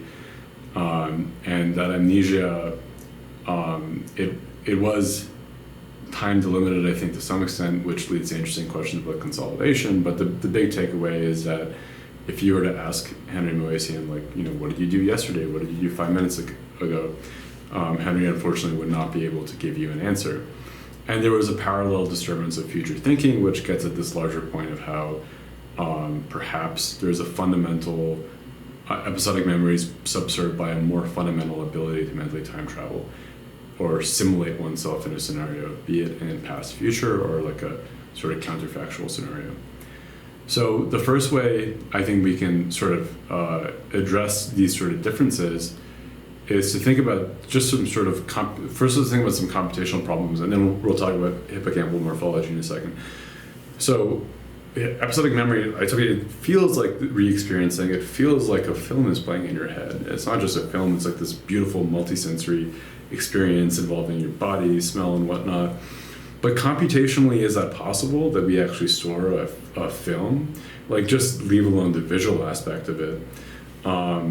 I think actually, as per like some recent video that I was watching, like maybe it is technically possible for some sort of modern hardware to store that amount of information. Just once again for the visual aspect, which doesn't account for the ways that episodic memory is by nature associative. It includes emotion, smell, and all that. But the larger point is that it would be computationally impractical to have like a friggin' film of every experience in your head. So the outcome is that even though it feels like a sort of reliving, there's probably a great deal of probabilistic inference going underneath the hood. And this sort of process of probabilistic inference has been a big topic in recent years, specifically among people like Daniel Schachter's group at Harvard, who has offspring, collaborators who are all engaged in thinking about the episodic memory system as a fundamentally adaptive, associative simulation system that's involved in inferentially constructing experiences, be it in memory or potentially even in future thinking, right? So this sort of computational framework of episodic memory is fundamentally inferential. It can explain how the same brain regions in default mode network light up when one is thinking about the past or possible future scenarios. Another sort of indirect form of evidence for an inferential system underlying episodic memory is the way that we often make associative memory errors, right? And Daniel Schachter, the author of I think the seven deadly sins of memory, he would likely argue that these associative memory mistakes are not something that we should consider to be some sort of sign of a suboptimal system. If anything, they belie the fact that our ability to make associative inferences is actually so successful and so robust that we even have a behaviorally useful episodic memory capacity at all, right? And these associative memory mistakes are like, not necessarily, we shouldn't think of them as just like annoying bugs, but they're a sign of a system that's fundamentally working, right? And then eventually, every now and then, there might be an error in inferential association.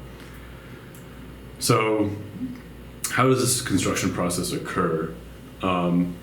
Well, in the case of episodic memory specifically, we can think of scripts and schema as being sort of these skeletal scaffolds into which one can sort of imbue or tile more unique details. So to provide an example, if I were to ask you when was the last time that you ate at a restaurant, don't just tell me, but think about it. Like, what was the food like? What was the experience like? The interactions like? You might have that film tape recording like experience in your head as you relive that experience. But once again, computationally, it's unlikely that there's actually a film. Computationally, it's likely that you're accessing what we call a semantic script. Semantic as in non-experience coded or dependent. You could have something like a restaurant script in your head, which involves these 5 steps: being seated, reading a menu, interacting with a waiter, eating, arguably the most important step, and then paying your bill. And into this sort of skeletal scaffold, you could maybe with the prime of just a few important details that do come to your mind, like let's say you were eating pupusas, you are then able to use the skeletal scaffold and the single detail that does come to your mind to sort of pattern complete the rest of the memory, leading to a very detailed and vivid memory. Now there might be an issue because maybe you're a big fan of Salvadorian food, so you've been to the Salvadorian restaurant and eaten pupusas many times. So you might have many similar specific episodic memories that are similar. And so what's the way, you need some system in the brain for sort of segregating or separating these otherwise similar episodic memories that you have of eating at the Salvadorian restaurant, right? This is a key necessity or trait of episodic memories, that they have a specific spatiotemporal context. An episodic memory is of that one time that you ate at a Salvadorian restaurant. It's not of your general memories of eating at Salvadorian restaurants in your life. So now we'll turn to morphology. Even before we get into rat behavior, the morphology of the hippocampus strongly suggests pattern completion and pattern separation as sort of like these domain general functions that the hippocampus can engage in, right?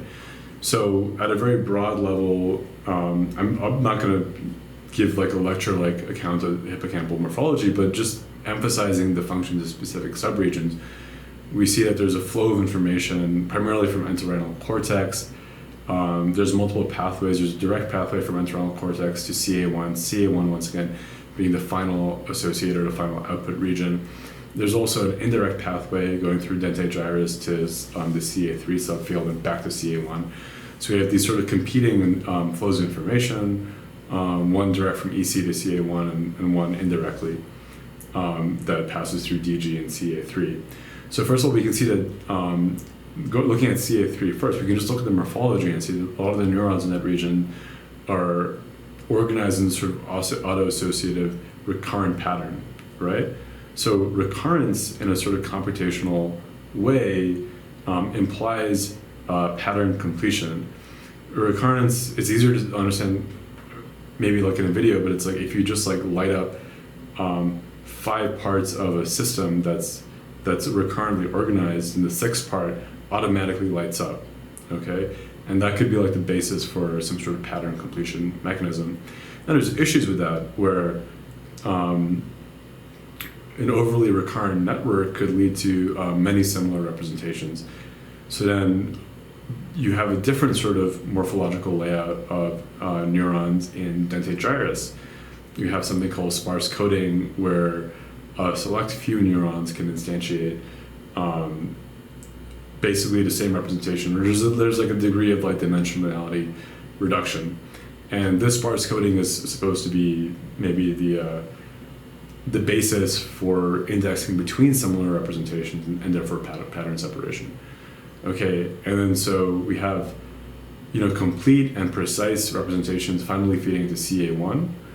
And we think of the direct pathway from EC to CA1 as being maybe more relevant in sensory updating, right? For example, as a rat enters a new environment, maybe we need to perform global remapping. And that sort of direct pathway could provide a useful error signal being like, hey, like we need to reinstantiate the very sequence that we're tiling, or in the case of online navigation. So generally, we can think of pattern completion and pattern separation as general operations that the hippocampus likely performs.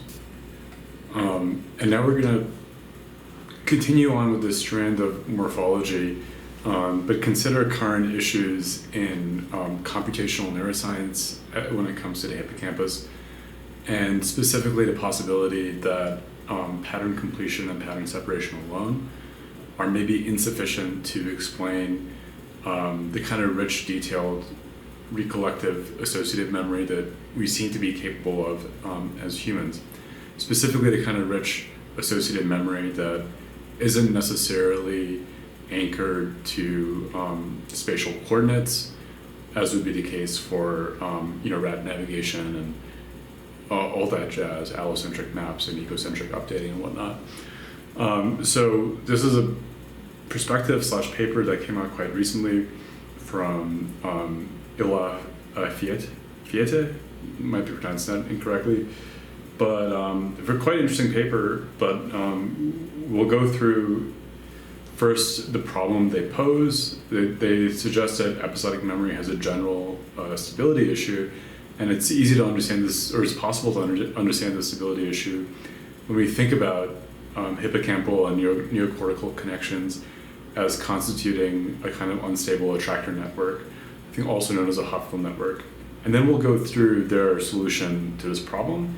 They're computational neuroscientists, this group at MIT, so the solution is going to, it just involves like creating a computer model and showing that it's capable of episodic-like encoding and recollection, which means essentially recalling sequences of associations in order. So first, let's think about hippocampal neocortical connections as something known as a Hopfield network.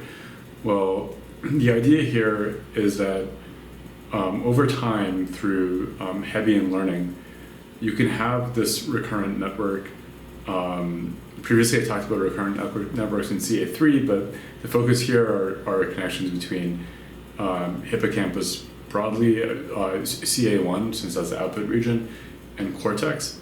And the idea is that you can have, through Hebbian learning, you can slowly build these sort of associative networks. Like, for example, here I have one potential network for cat.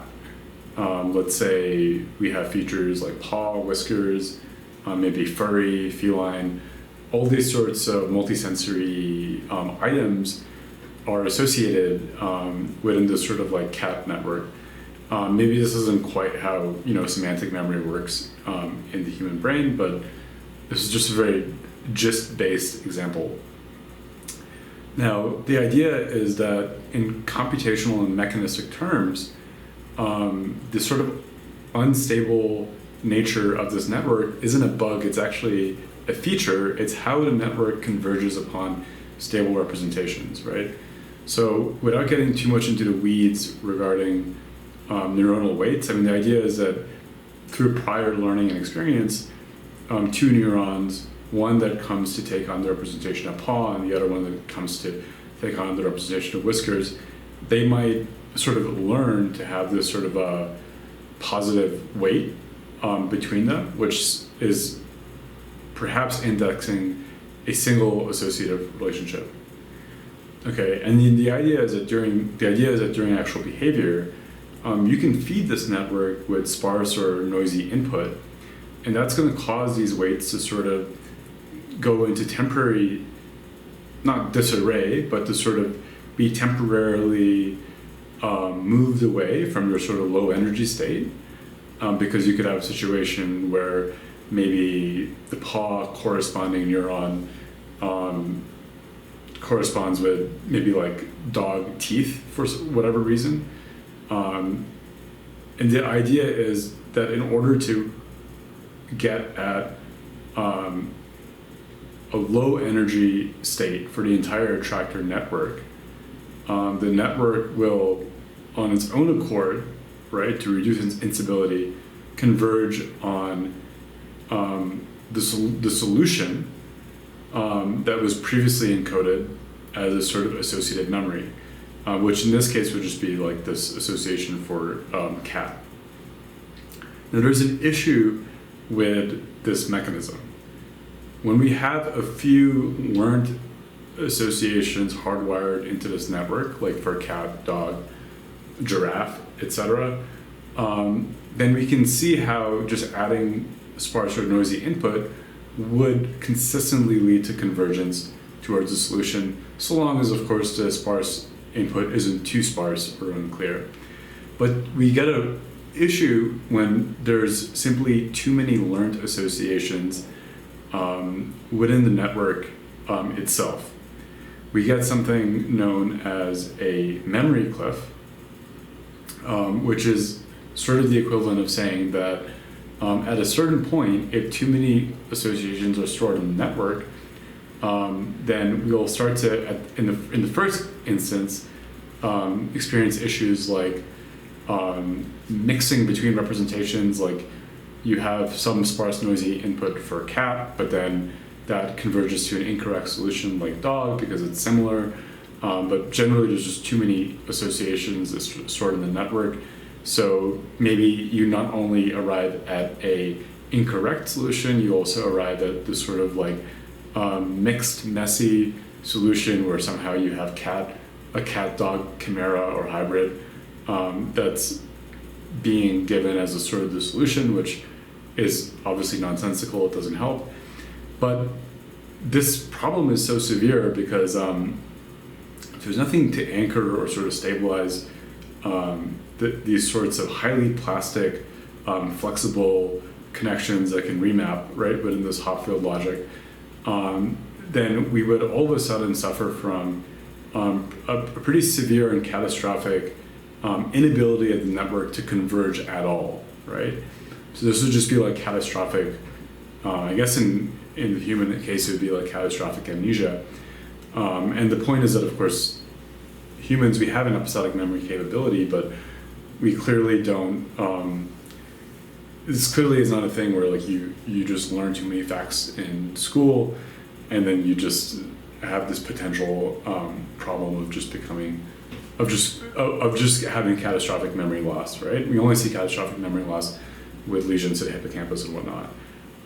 So insofar as we think of associative memory as being supported by these like flexible network-like connections between hippocampus and cortex, we can also go a step further and say that maybe this sort of modeling is a partial solution to how associative memory works, associative memory being, of course, a feature of episodic memory itself, but it can't maybe be a complete solution. And sort of on that point of associative and episodic memory, we can go a step further and say that, you know, instantiating a single or converging towards a single solution in a Hopfield network that has too many stored solutions, that's the memory cliff problem. But in episodic memory, we have like an additional task, which is to sort of chain a bunch of associations together. Like when we think of episodic memory, it's not just one episode, it's several episodes that are sort of bridged or linked together. And this can sort of exacerbate the memory cliff problem insofar as a single inaccurate recollection, or we can call it maybe like a bug in our recollection of episode 1, which is like its own Hopfield associated network. Well, that single bug or inaccurate recollection, it could essentially metastasize or become exponentially larger as we chain from episode 1 to episode 2 to episode 3. So this becomes like an additional factor that could destabilize these sorts of associative recollections that are recalled in sequence. So the point that Chandra et al. Make is that, well, we know that in the case of navigation, associative memory, like for place maps and place cells, is transparently stabilized via connections with medial entorhinal cortex, specifically with like grid-like coding. And the point that they hark on is this fact that grid to hippocampal connections have several features that would make them very good candidates as a sort of supporting or scaffold system that supports what they call the heteroassociative layer, which is like the Hopfield layer, which are those sort of plastic and flexible connections between the hippocampus and the neocortex. So specifically, grid to hippocampal connections tend to be fixed, as in they're much less plastic, so they're much less likely to suffer from these sorts of memory cliff issues. Of course, the fact that they're not plastic also means that they have reduced capacity for instantiating flexible learning. But the point that Chandra et al. Is trying to make with this model is that maybe an ideal system incorporates both layers, a sort of heteroassociative layer for flexible memory, encoding, and recollection, and a hippocampal to grid layer for these sorts of stable, like a stable anchoring for all the more flexible computations going up at the grid layer. And of course, there's more stuff that one can get into here, how when we think about grid cells, of course, we think about Mosers and the couple that first discovered grid cells, I believe, in Norway in mice. And in that context, the connection to navigation was sort of paramount, right? Because grid cells seem to be representing, or they seem to be a readout of the rat's position in egocentric vector space, right? And whereas place cells, especially when the rat is freely angulating in a 2D environment, not in a linear track, place cells seem to correspond more with what we might consider like an allocentric or view, position, direction invariant representation of space, right? Because a place cell will fire in place A, B, C, regardless of the rat's direction or velocity. And grid cells, we know, receive more direct input from head direction cells, from velocity trackers, in, I believe, also in entorhinal cortex, but maybe the inputs are rooted in medial septum or something. So we think of grid coding as this maybe more egocentric system relevant to path integration and dead reckoning.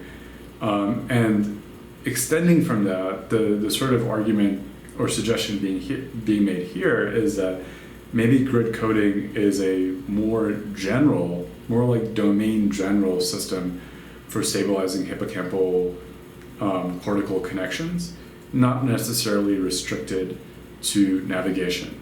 And there have been similar experiments that sort of explore the potential for grid coding in domains beyond navigation. I think Barron's paper on bird space is the one that comes to mind.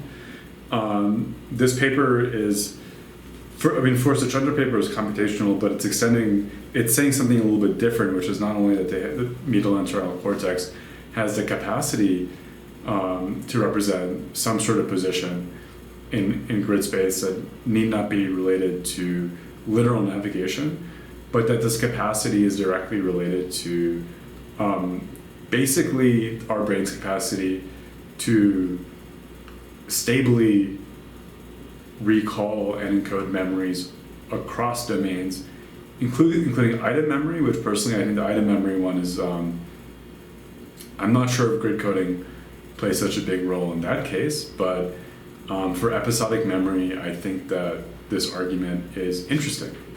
And so we can look at their solution for episodic memory, and I want to be transparent in saying that I'm not a computational neuroscientist. I'm not an expert in understanding exactly what their model is, how they're trying to model episodic memory. But they seem to be using the metaphor of basically associations along a random walk, right? So this is just, you can see the literal 2D frame on the bottom left that they argue could serve as the immediate basis for construing some grid-like coding, which in turn could support hippocampal to cortical associations that instantiate episodic associations, episodic memory. So I frankly need to do more in trying to understand exactly how plausible of a model of episodic memory this is. But the immediate criticism that comes to mind is that this sort of 2D panel, modeling episodic memory as a random walk, it seems overtly spatial, and it seems unlikely that it could be the basis for episodic memory, given a few things. For example, you can have episodic memory for memories that occurred even if you were stationary the whole time, right? Like just remembering what it was like to take an exam, like the SAT from start to finish. And you can also have memories that vary in locations, but don't feature continuous movement from location A to location B in this sort of random walk-like manner. So an example of this could be like your sort of sparse memory of going on a flight last year. I mean, you have like these sort of sparse moments that come to mind of like boarding a plane, being on the plane, arriving at the airport, but the sort of continuous reference frame of like going from point A to point B is probably not that clearly delineated, especially in these sorts of remote memories.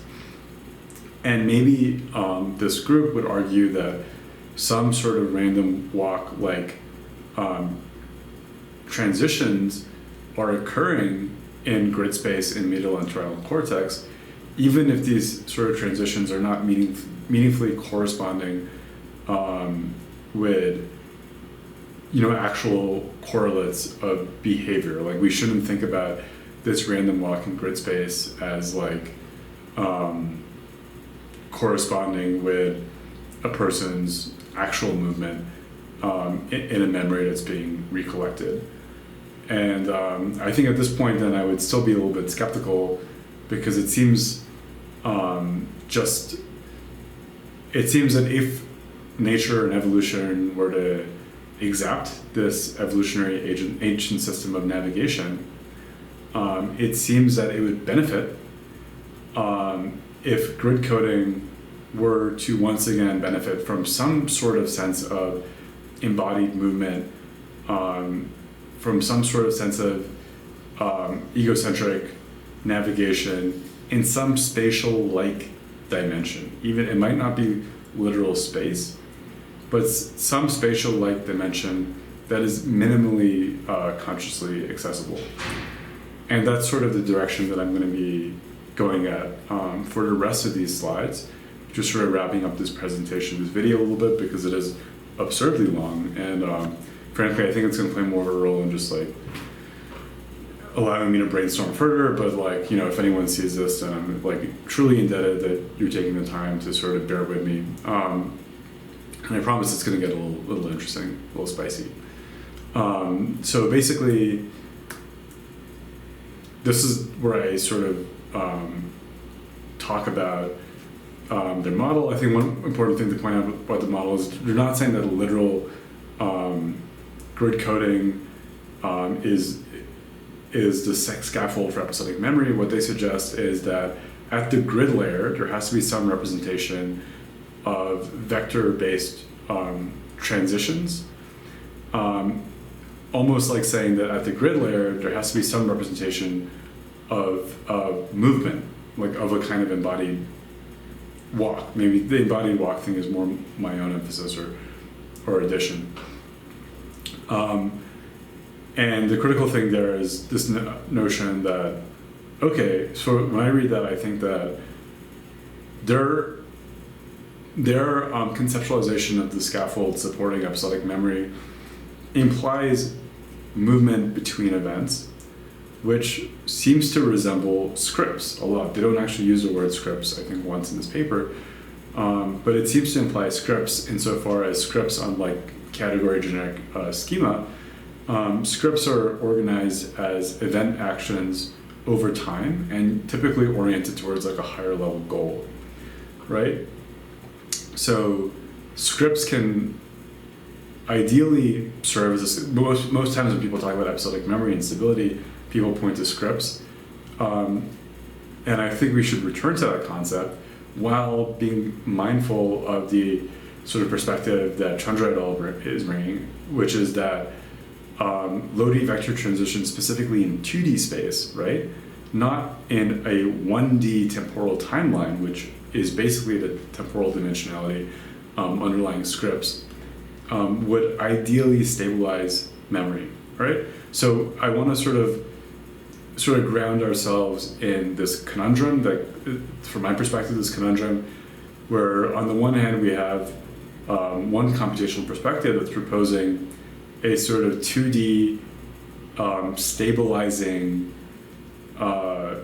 spatialized metric, maybe space, but probably something else, that serves as this low D as in low dimensionality scaffold for episodic memory.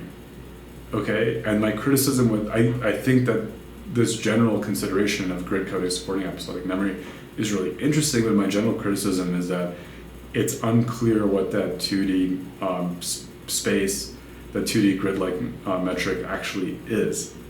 And I think that the computational group at MIT is a little sparse in defining it. They talk about these like random and non-random connections just sort of occurring during birth. No, sorry, not during birth, but like during early childhood development, such that these hippocampal to grid layer interactions are somewhat fixed. And okay, I mean, maybe that's the direction in the paper, maybe that's actually what is occurring in our brains. But that doesn't seem to be true to medial entorhinal cortex activity in the case of navigation, which is, it's not just an anchor, but it's also a meaningful readout of the rat's position in some sort of representation of vector space, right? So I also want to extend a bit further. It's like maybe the sort of 2D metric upon which the sort of the grid-like coding is occurring, upon which this like random walk is occurring, maybe it has some meaning or correspondence with behavior that we can define a bit better. And on the other hand, we have this general idea that scripts stabilize episodic memory. And my argument there is that this is, it's like probably, I mean, it's like almost certainly true when we consider statistical issues with episodic memory, but this is a sort of, a sort of like 1D script timeline doesn't really leave any potential for grid coding, which is just, hey, maybe that's how the brain works, but it's just leaving a lot out in terms of what would potentially make for a much more evolutionarily nifty solution, right? Which would be to actually have or employ some 2D framework for employing a grid-like representation of position in space.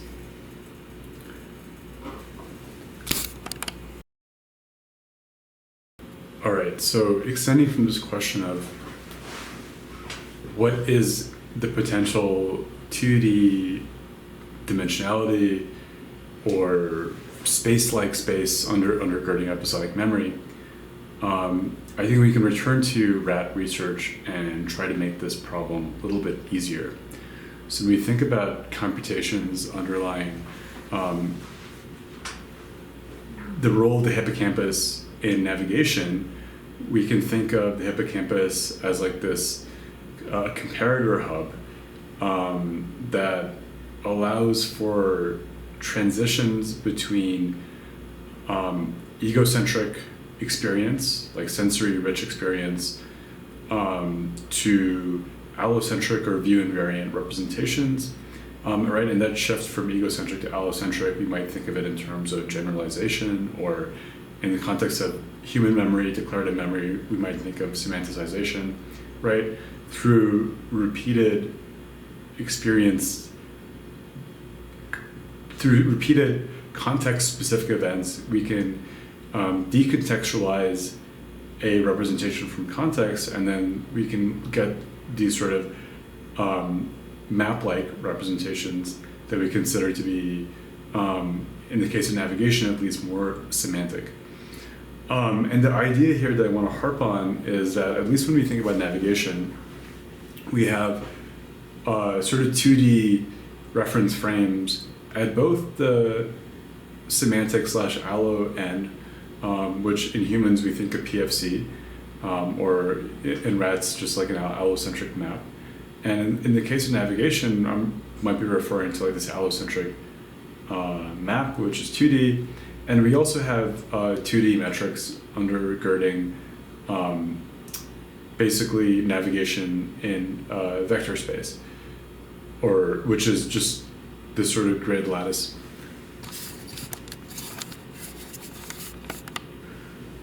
So I think we can make this problem easier, right? The problem is, what is this two-dimensional framework that potentially undergirds episodic memory? In navigation, it's literally just 2D space. And I'm suggesting here there might be some 2D metric undergirding episodic memory, at least at the grid coding layer, and it might be something other than literal space, and it might be something we can define better than Ilafiete, I hope I'm pronouncing that right, and the computational group at MIT.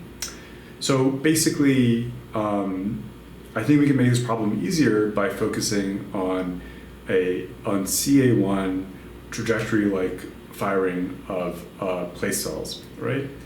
So the sort of general or broad thesis or theory here it's one that I think was proposed primarily by people like Neil Burgess. I think I'll have one of his 2018 papers here up on the screen. But the general idea here is that the hippocampus plays this fundamental role as a comparator between egocentric or sensory-rich experience and allocentric or sort of view invariant representations, and like the cognitive map, you might say. So the idea here is that this is sort of moving away from maybe like the initial perspective in 1971, where we think of hippocampus as playing critical, like maybe even like storage-like functions. That's probably implausible given the size of the hippocampus, relatively small compared to the expansive cortex, and how hippocampus probably plays a more sort of computational and flexible role as this like rapid sequencer during encoding and also during recollection. Sort of, we might think of it as like a item reorganizer or like an item organizer. And given this role, this does also hark back at this question, like what is a function of the hippocampus? Maybe it's general pattern completion, pattern separation, but the hypothesis that Neil Burgess and other neuroscientists make is that it plays this fundamental role in instantiating egocentric to allocentric switches. So ego to allo, that's like generalization of memory. And we're going to talk about what that means in the context of navigation, but briefly we've already talked about what it means in the context of episodic memory. That's basically the extent to which you can get the sort of general representation of a script through repeated incidences of a similar one-time experience. Like if I eat at this Salvadorian restaurant 100 times, then eventually I'll have this script or space-time context invariant representation of just what it's like to eat at a Salvadorian restaurant. And then going from allo to ego, in the context of navigation, that would be something like egocentric updating of self-position based on allocentric information, which once again in the context of navigation basically refers to the position of landmarks, right? So in navigation things are more grounded because the rat is able to not only use the position of landmarks but also egocentric information like vector coding, path integration, and maybe even like ocular cues related to acceleration and whatnot. But the idea here is that generally, if the rat has some allocentric 2D representation of space and is traversing through space, then basically it is possible for the rat to efficiently update its egocentric perspective based on these combination of cues, even if, let's say the room is dark, right? So let's say the incoming information is noisy or sparse, and the rat is just able to make out this distal landmark, but the rat's not quite sure which one it is. Well, in this sort of situation where visual information is poor, and maybe you could say the Bayesian model is unpredictable or unstable, then egocentric updating based on allocentric stored offline representation / maps, that could be very behaviorally useful. This allo to ego switch, if you think about it, if you can say that scripts are allocentric because they're view invariant and they're sort of general, then we might think of this allo to ego switch as basically the direction that is most relevant to episodic recollection, right? Because in episodic recollection, we are inferring or we are reconstructing unique sensory-rich experience based on this low-dimensional scaffold, which is basically just a script. So within this transition, in the case of navigation, we know that one particular type of representation plays particular computational importance, all right, going both from allo to ego and ego to allo, and that is these 1D trajectory-like patterns of place cell firings in subfield CA1 as a rat is traversing a linear track, or maybe a T-maze, right? So this is getting a little bit, I want to go a little bit into history here, but the idea is that first John O'Keefe discovered place cells as a rat was traversing like a wide open space, and these place cells seem to be purely allocentric in the sense that they didn't respond to head direction or velocity or any of these sort of more egocentric cues, but just the rat's position in a sort of bird's eye view of space. But then when we put a rat on a linear track that's sort of oriented in one direction, then things look very different. We see global remapping of place cells depending on whether the rat is traversing from point A to point B or point B to point A. And then Smith and Mizumori in 2006 conducted this totally fascinating experiment where they put rats in a T-maze, and over time they taught rats in an experimental group to associate distinct wings of the maze with a food reward, and a control group of rats to also associate the ends of the T-maze with food rewards, but not in any systemic way or manner. And what they found is that in the experimental group that was like systematically taught to treat, let's say, the left arm with food for at least like 40 trials over a block, these rats seem to show context-dependent global mapping or remapping of place cells. So this obfuscates or sort of goes against the grain of thinking of place cell firing as being totally view invariant, totally allocentric, which should have always been suspicious or implausible, because how on earth would you get the brain to sort of like passively encode this bird's eye view of space? It must be built up on these more egocentric representations. What the linear track shows, the initial finding of place cell firings on a linear track, is that the direction, sort of like the egocentric motion, is relevant to place cell firings if the environment is such that sort of the beginning and end states are relatively restricted, right? And this sort of suggests that maybe what's happening when we go from a linear track to like a plane is that the sort of allocentric representation of position in space in a plane is supported via multiple rounds of generalization of the rat traversing, doing linear track-like runs in the plane, and eventually over time they sort of become generalized into this allocentric-like representation of space. Extending beyond that, what the Smith and Mizumori did with the T-maze study is showing, it's showing strongly that this allocentric generalization probably depends greatly on 1D representations, right? The trajectory-like pattern of place cell firings that is not only embodied but also goal anchored, right? Because it's the goal that sets the context of global remapping in the T-maze, be it the context where the food reward is on the left or on the right. And then going more into sort of the computational mechanisms of consolidation, Bruce McNaughton showed, actually at the University of Arizona, where I'm at now, that that when the rat stops moving, just like pauses temporarily, then in lieu of the sort of rhythmic theta waves that were previously observed and that we know now to be very important for phase-precession, for the binding of place cells, they observed a much more sporadic, sparse firing of neurons known as sharp wave ripples. And these sharp wave ripples were fascinating because they, first of all, they could sort of replay the trajectory, right, like the order of place cells that the rat had just traversed, or they could also pre-play it in the reverse order, right? So going from goal to origin.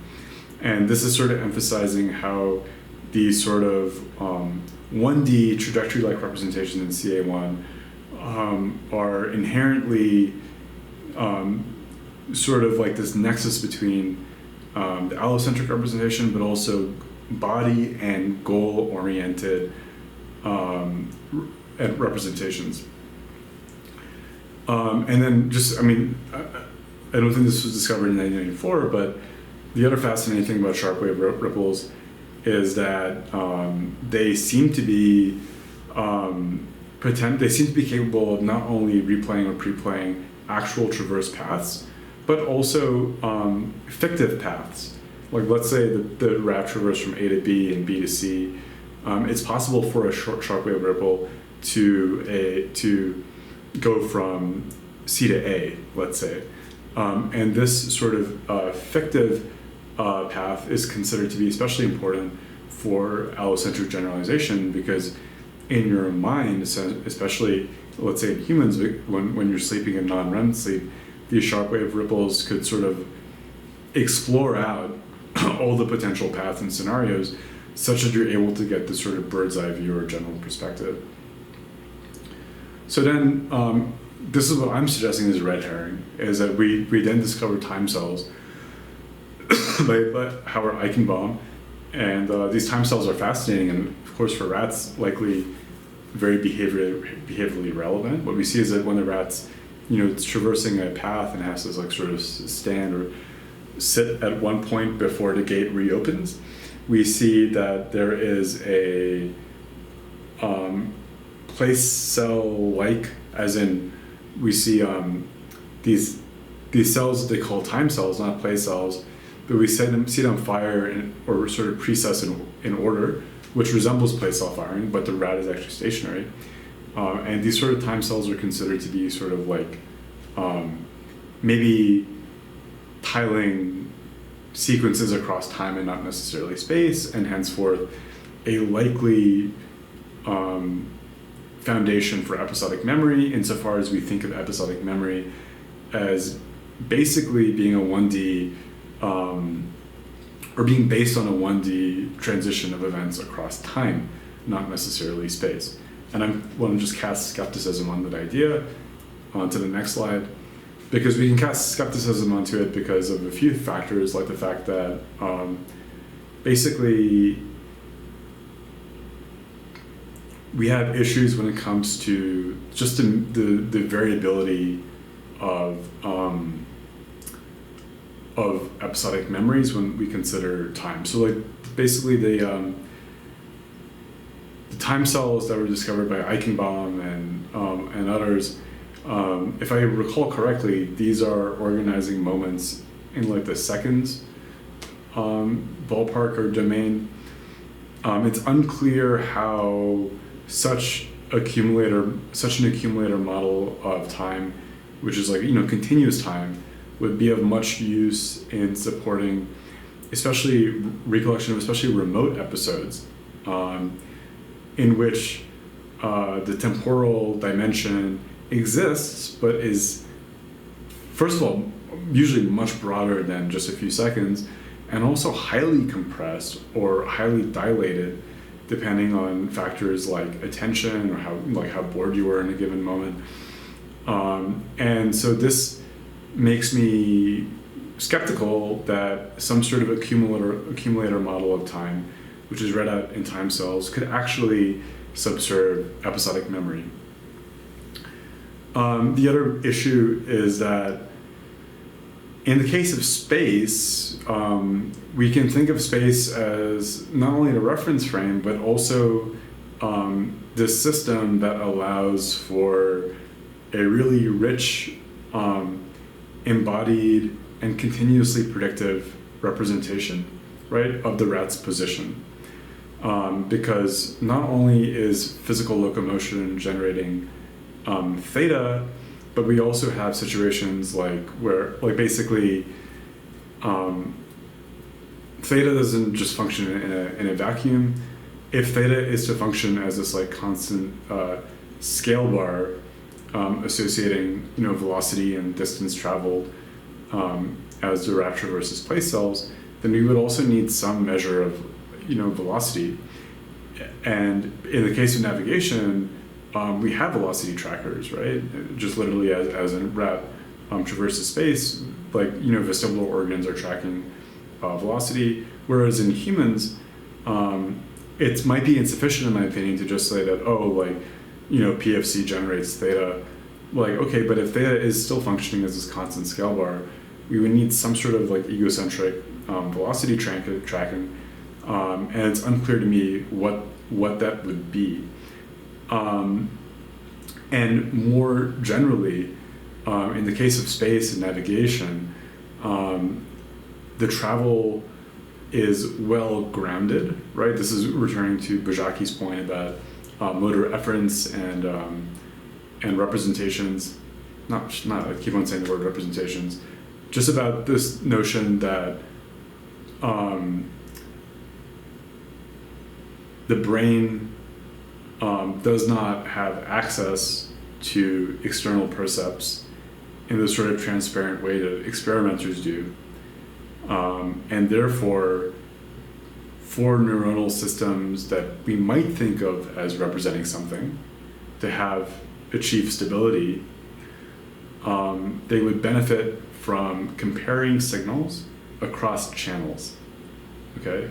And in navigation, this sort of comparison is transparent when we consider maybe a pre-existing allocentric representation that can be compared against egocentric inputs like velocity, like head position. But even just within the realm of egocentric path integration, at a very low level, motor action produces efference signals, right? There's this constant predictive signal that's generated by motor action that can be compared against sensation. And this allows for stability at the level of neuronal ensembles, right? And it's unclear if episodic memory has a similar motor efference-like stabilizing mechanism. And so in this sort of bombastic next section, I'm going to argue that episodic memory maybe indeed does have a sort of stabilizing index that is similar to motor efference, but we just have to be flexible and move away from this dogma of thinking about time as the basis for episodic memory. I mean, episodes do move through time, but when we consider, once again, these issues with dilation and compression, I don't think any, let's say, accumulator model or representation of time is most relevant. So to make this argument, I'm going to return to evolution. I'm going to return to Tomasello, who is the developmental psychologist, who makes this argument for how episodic memory could have first emerged. Of course, I think this argument is impoverished in some ways, hence why I'm trying to build on it. But I think just focusing on this argument allows us to consider the very likely significant role that mentalization might play in stabilizing all episodic memories, even if they're episodic memories featuring just the self. So what Tomasello argues is that before human beings could maybe go offline in episodic memory through mental time travel, right? Think rumination or default mode network. Humans, like early humans, related to our last common ancestor with chimps, we know that they engaged in collaborative behaviors like hunting, and then we know that maybe through repeated hunting acts, there is some potential for these early humans to abstract script-like trajectories that describe, once again in a sort of low-dimensional and gisty way, the sort of steps, the actions and goals, and as I'll get to, meta goals, that subsume a hunting event, right? So this is just like scripts in general, like maybe the particular animal you're hunting, the location changes, but we can think about how this sort of general script would be extremely useful for facilitating collaboration, because basically a collaborative hunting script allows early humans to undertake something known as, I don't remember the exact word, but it's like basically role play, right? To basically, for each human to sort of play a part in this act, right? There's the chaser, the ambusher, etc. Also, finally, the point that's being made on this slide is just generally how we can think of this possibility that ontogeny recaptures phylogeny. We, of course, don't have access to early humans or what they were like.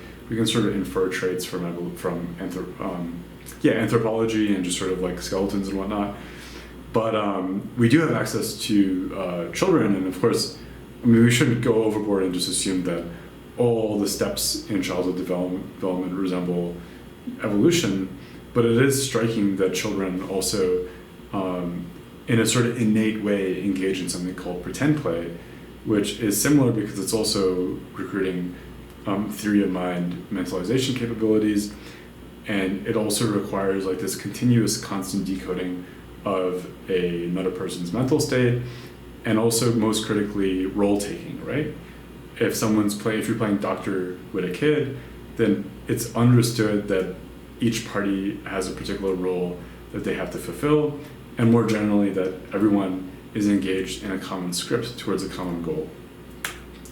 So now let's think about this for a second. And this is still within the ballpark of what Tomasello himself is arguing, but of course I'm going to sort of go off in my own direction a little bit. So Tomasello argues that we shouldn't think of theory of mind itself as maybe the key demarcator separating human from animal cognition. And the reason for that is that animals also seem to be capable of like basic theory of mind. Maybe that's a contentious statement, but for example, some animals, I think, can pass the Sally-Ann task. But what's required in the Sally-Ann task? It seems like in the Sally-Ann task, the animal has to, in a sort of instant moment, capture the mental state of the person who leaves the room and re-enters, right? It's sort of theory of mind decoding in a snapshot, perception-like manner, but in a sort of snapshot.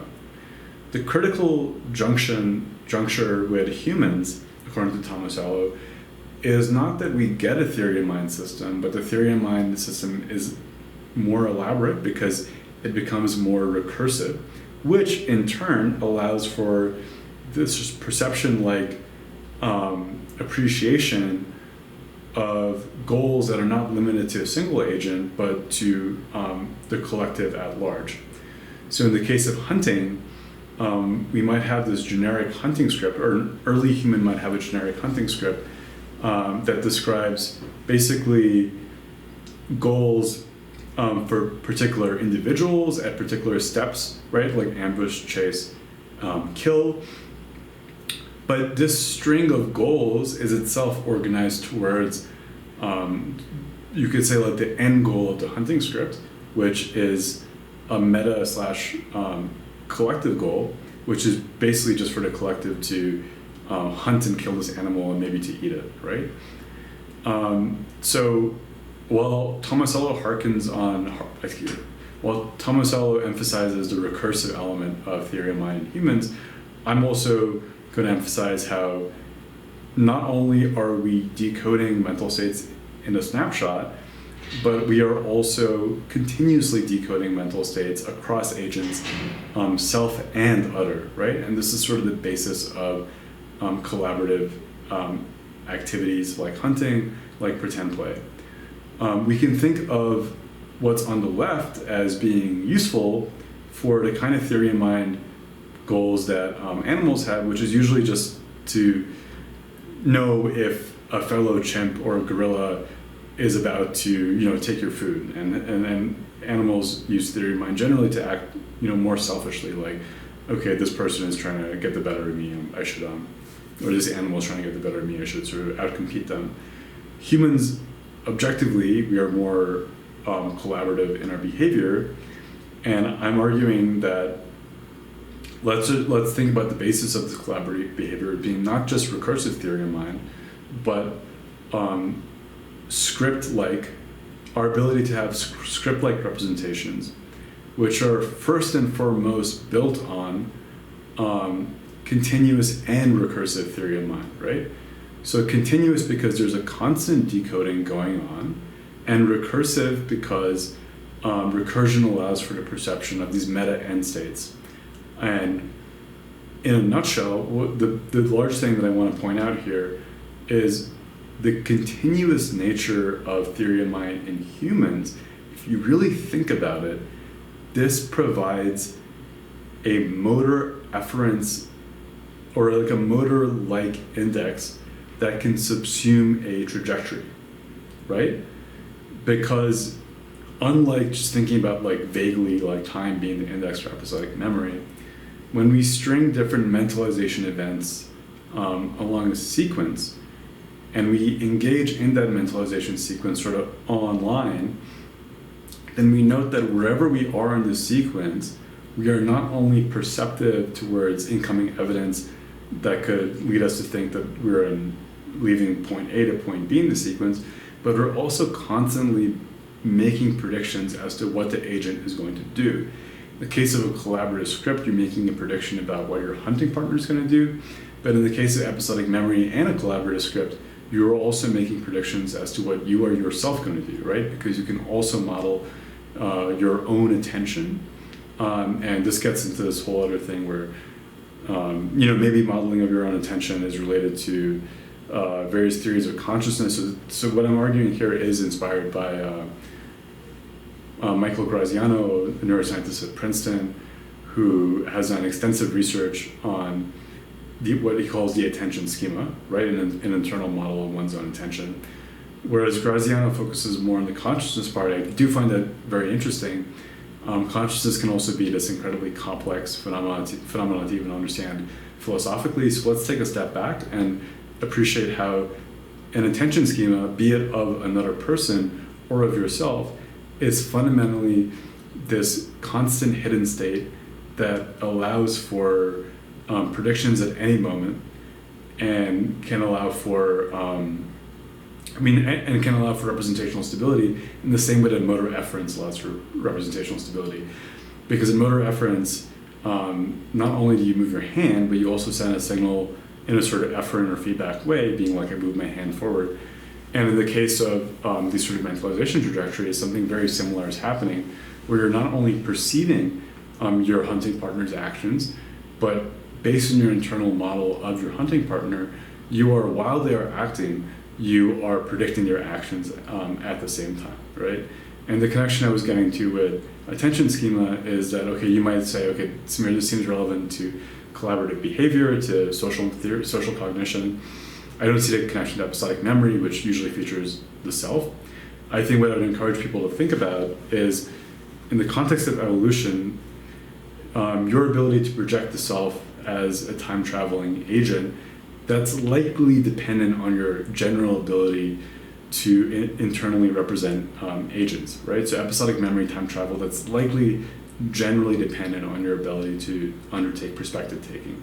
This is in some ways arguing that mentalization regions like TPJ should be constitutively active or engaged in any sort of human episodic-like behavior. Maybe they're more engaged if the memory involves rich social interactions, but even if it doesn't, episodic memories at a minimum involve some conception of agency, at least the self-agent experiencing memory. And then, so a lot to sort of unpack there, but the sort of the big hypothesis, which is kind of, I know it's kind of loaded, but the big idea is that we shouldn't think of time as the index observing episodic memory, but a constant model of agency. And harkening back to the attention schema briefly, I think we can see how this notion can, it not only reconciles the vastly different temporal scales of episodic memory, but it also is consistent with the fact that the precise dilation or compression of memory seems to correspond with attention, right? Which, if you're bored, time is compressed in memory, and if you're active and engaged, then it's dilated in memory, right? And we can think about how were your mentalization system to be performing efferent-like predictions of your own attention in attempting to recollect an episode, how such patterns of compression and dilation are totally consistent and make sense. So far I was focusing on the continuous dimension of memory, and I focused less on the recursive aspect, partly because I think that's like maybe more well established. But the recursive aspect is also hugely critical to our ability to have these sort of collective scripts, at least in the case of like early human evolution.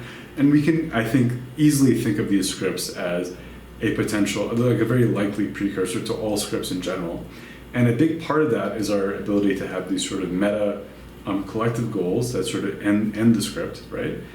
And if episodic memory is indeed, subserved by similar mechanisms as rat navigation, specifically the trajectory-like firing of place cells in CA1 and the sort of coding or packaging of these trajectories via sharp wave ripples, we can see how such meta collective goals would be especially important for the consolidation and of such scripts, right?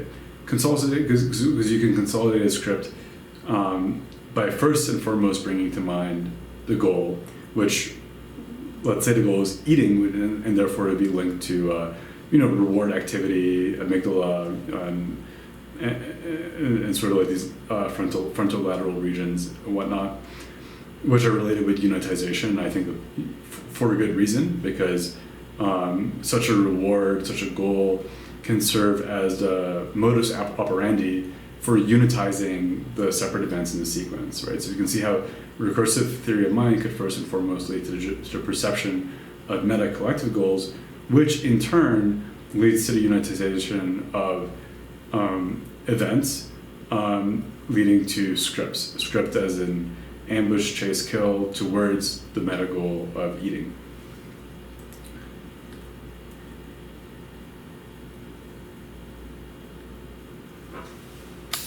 I'm just going to do my best. It's a lot of text, but I just want to sort of consolidate this idea that mentalization subserves episodic memory, at least in a more, text-like, scripted manner. I'm going to try to read this quickly. So the continuous index supporting episodic memory is not time, but more fundamentally a continuous agency. The precursor to episodic memory was likely collaborative behavior, hunting in early humans, pretend play in children. During actual collaboration, the model of continuous agency is grounded in continuous theory of mind action prediction, which is mock-efference-like, and decoding of a hidden belief state based on sensory cues. Once again, in the case of social cognition, this is eye gaze. In the case of self-cognition, this is your own rich internal model of your attention schema. In episodic time travel, memory or futures thinking is also grounded in continuous modeling of one's own belief state and action prediction. Although now to model is internal and relatively more dependent on action prediction signals. This hypothesis could account for how cognitive structures precluding time travels are scripts, which are by definition defined by hierarchical action goal sequences implying agency, unlike category schema more broadly.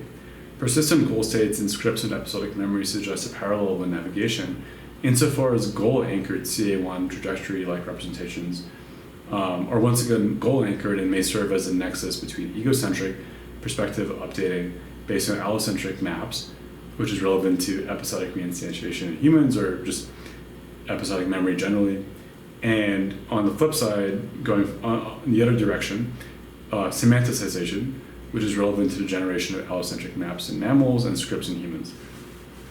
Focusing a little bit on theta, which is something I didn't talk too much about, but mechanistically, theta-rhythms coordinate hipp-cortex transfer, hip to cortex and vice versa transfer information, serving as a constant temporal scale bar citing Bujaki in his book Brain from Inside Out. In navigation, these sender-receiver coordination dynamics involve theta and are stabilized by action perception loops. Like in the case of a rat, it could be ear twitching. In episodic memory, constant modeling of agency permits similar action perception loops via this question, what is the agent about to do? So like this question is basically the basis for any sort of predictive decoding in theory of mind. Although note that, once again, this question, maybe we shouldn't think of it as like a deliberate question that enters cognition, and more as a basis for implicit Bayesian inference or decoding. I've already talked about this a lot, but thinking about mentalization as serving as the index for episodic memory, it could explain the variable temporal scales of memory, specifically compression dilation. Something I should also mention is that episodic, we can think of collective memory, like your memory for your nation's history, as being suspiciously episodic-like insofar as imagined agent and goal states seem to define the segmentation and bridging of events, right? This might be worth another video, but the point here is that this sort of evidence should be suspicious, and it should point someone in the direction of thinking that, oh, like maybe regardless of if I'm trying to segment and bridge events in my own life or events in this like vast scale of human time or just like collective time broadly, the key determinant seems to be just the number and interaction of action goal states, even if the agents are not singular people, but nations, gods, and whatnot. And then we also have tentative evidence from this one group of people, Janice Chen at Hopkins and Chris Baldessano at Columbia University, that have studied human encoding and recollection of naturalistic narrative stimuli. In operational terms, what they're doing is they're exposing people to these videos. I know Janice Chen has exposed people to the British Sherlock series, which is a fantastic series. But the question they're asking is that when people watch these sort of naturalistic narratives, which are, you can make the argument that they're somewhat prefab narrative, right? They have very deliberate event switches because, after all, these movies and TV shows were made by directors. But nonetheless, we can still look for correlates of event segmentation when we analyze in a temporally dynamic way, voxel brain states as participants are able to freely recall the naturalistic narrative that they just perceived. And what I want to highlight across both authors is that they found tentative evidence that chunking occurs at various scales and corresponding parts of the brain. So like sensory regions might be involved in chunking events based on perceptual transitions. But what they find is that at the highest level, like chunking between various scenes, beyond a literal just like perceptual scene shift in a movie, chunking often seems to depend on mentalization regions like temporoparietal junction, and critically also the participant's ability to sort of make mentalization judgments on the narrative, right? So like saying that, oh, Sherlock's belief state switched or Sherlock's goal state switched. And human beings, we naturalistically use these sorts of mentalization cues or information to segment narratives, and therefore I'm arguing that I think this is interesting evidence in support of this notion that mentalization plays a somewhat fundamental role in our ability to sort of bridge and segment episodes over time, because of this ability for constant decoding, constant modeling, constant prediction that just timing the abstract does not allow for. So we're going to build from this idea of mentalization trajectories. My previous slide argued that a notion of a mentalization trajectory is at least more plausible or likely as an explanation for episodic memory recollection and sequencing and whatnot than some notion of sequences being tiled arbitrarily along some sort of temporality, some sort of time dimension, which is not clearly defined or clearly grounded, right? So I'm going to build on this idea and now ask the question, well, are these sorts of mentalization trajectories alone sufficient to explain time travel?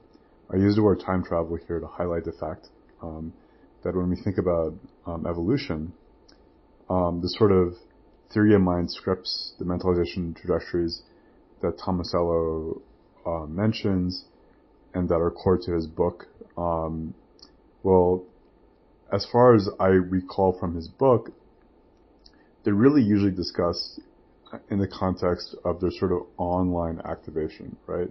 Like during the actual act of hunting, these sorts of theory of mind scripts can sort of be activated such that all the collaborators know their roles and can effectively predict the actions and desires of other people in the group.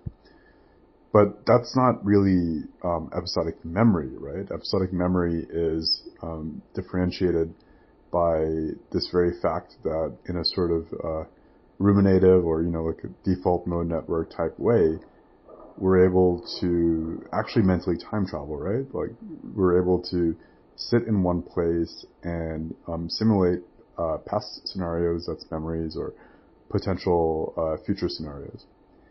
So when we think about this ability to mentally time travel, I'm going to argue that a sort of mentalization trajectory, although grounded in theory of mind modeling and feedback and action prediction, it's still unstable, and there's still a risk of various things going wrong. I talked about this early in the video with this notion, this like absurd notion of a persistently ruminating ape, right? Like let's imagine that all of a sudden an animal, early humans, able to go ruminate and time travel. Well, that could just go haywire, right? If there is an efficient system that this animal has for, getting inside and out of scripts. Of course, it's not hard to explain that, rumination increases in the default state, right, when we're not actively engaged in a task. But even when we're mind wandering, right, which is a normal thing to do, there's still potentials for like perseverating in a single script. Of course, today we associate this with psychiatric conditions like anxiety and depression and whatnot. But just grounding this capability in evolution, I just want to highlight how alone any sort of sequence of events, this might be a sort of if these sequences are sort of like haphazardly stored in prefrontal cortex and all of a sudden you can embody them, that could have all sorts of dangerous and maladaptive consequences, because during ruminative or mind wandering state, you want to be able to effectively instantiate like environment or context switches, which in the context of episodic memory just means like being able to switch from script A to script B. If script B is, let's say, more relevant to behavior and more relevant to whatever concerns the organism is undergoing. So the other thing I point out, the reason why alone these sort of scripts are actually even more unstable than, especially if you think of them as mentalization scripts, they're more unstable than just a spatial CA1 place cell trajectory that when we think about shortwave ripples, it might encode just a trajectory from point A to point B, because the index in the case of the spatial trajectory is literally just space, and it's grounded, in self-motion cues and the position of distal landmarks and whatnot. But in the case of a mentalization trajectory, there's a sense of continuous agency, but the continuous agency is vague, right? Like we might store like these generic scripts in our head that feature non-specific characters. But then if we want to sort of embody these scripts, then we might embody just one character within the script. Like in the restaurant script, unless you work in service, you'll likely embody the customer who is taking their order and whatnot. And likewise, thinking about online collaborative behavior, which once again is less complex than time travel. But even in the case of online collaborative behavior, there's some requirement for self-utter discrimination. This is how I talked previously about why TPG might be more important as like just a general self-utter discrimination site than mentalization per se. But anyways, moving on. Essentially, the big crazy idea that I'm going to be sort of getting at is, what if, there was some potential to exact this grid coding system that requires a 2D framework, right, in medial and entorhinal cortex. The crazy idea is, what if we index mentalization trajectories along another 1D index, such as the resulting 2D framework can be represented along, grid lattice space, and such that this space permits wayfinding between scripts. I keep on saying space, but once again, we're not talking about physical space. We're talking about a sort of mentally represented and spatial-like dimensionality, right? That's 2D, that you can sort of embody trajectories within this dimensionality, but it's not physically space per se, even though, as I'll get to in the next slide, my argument is that in the first case of sort of in the dawn of, let's say, episodic memory and language, maybe what we observed is, maybe what occurred, let's say, is the stabilization of scripts, mentalization trajectories, 1D, along another 1D index, which was literally space, right? Think going back to Uluru, right? Because what the Dreamtime Traveler does is that they recount scripts / Dreamtime stories by. So in this sort of final section, in the final few slides, I'm going to lay out the big hypotheses that I'm trying to make. And I, once again, recognize that the idea here is wildly speculative in all its elements, like just the beginning with the notion of mentalization trajectories, and now what I'm going to be discussing now, which is the notion of essentially grid coding low-dimensional scaffolds supporting episodic time travel. And right, so these elements are sort of combined. I recognize that both are pretty speculative, so I want to sort of best present this theory by presenting a sort of soft hypothesis, which is more limited and more specific to this question of evolution and the emergence of episodic memory. And then I also have this stronger hypothesis,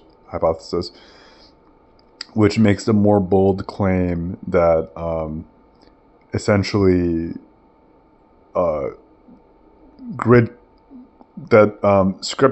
scriptscapes, let's say like script landscapes in the mind that allow for grid coding have always supported episodic memory, including in the present moment, in the present day, even if these systems are sometimes not obvious or like hidden in culture and language and whatnot. So first of all, we can step back for a second and ask this question. Well, a fair amount of papers today, if you read them and you ask like what is the equivalent grounding signal for episodic memory, a lot of perspectives, including the Burgess review paper on the BB model, they'll talk about event action scripts, perhaps instantiated in ventromedial prefrontal cortex, being capable of generating motor efference like signals and of generating locomotion like theta whole brain oscillations. And that's well and fine. Once again, the point made in the last slide is I'm not sure if alone, like a sort of one-dimensional event sequence script is enough to support time travel. But we can ask this additional question, which is, like, how, in the context of evolution, would these scripts have been generalized or created in the first place, were it not through the process of generalization from episodic experience, right?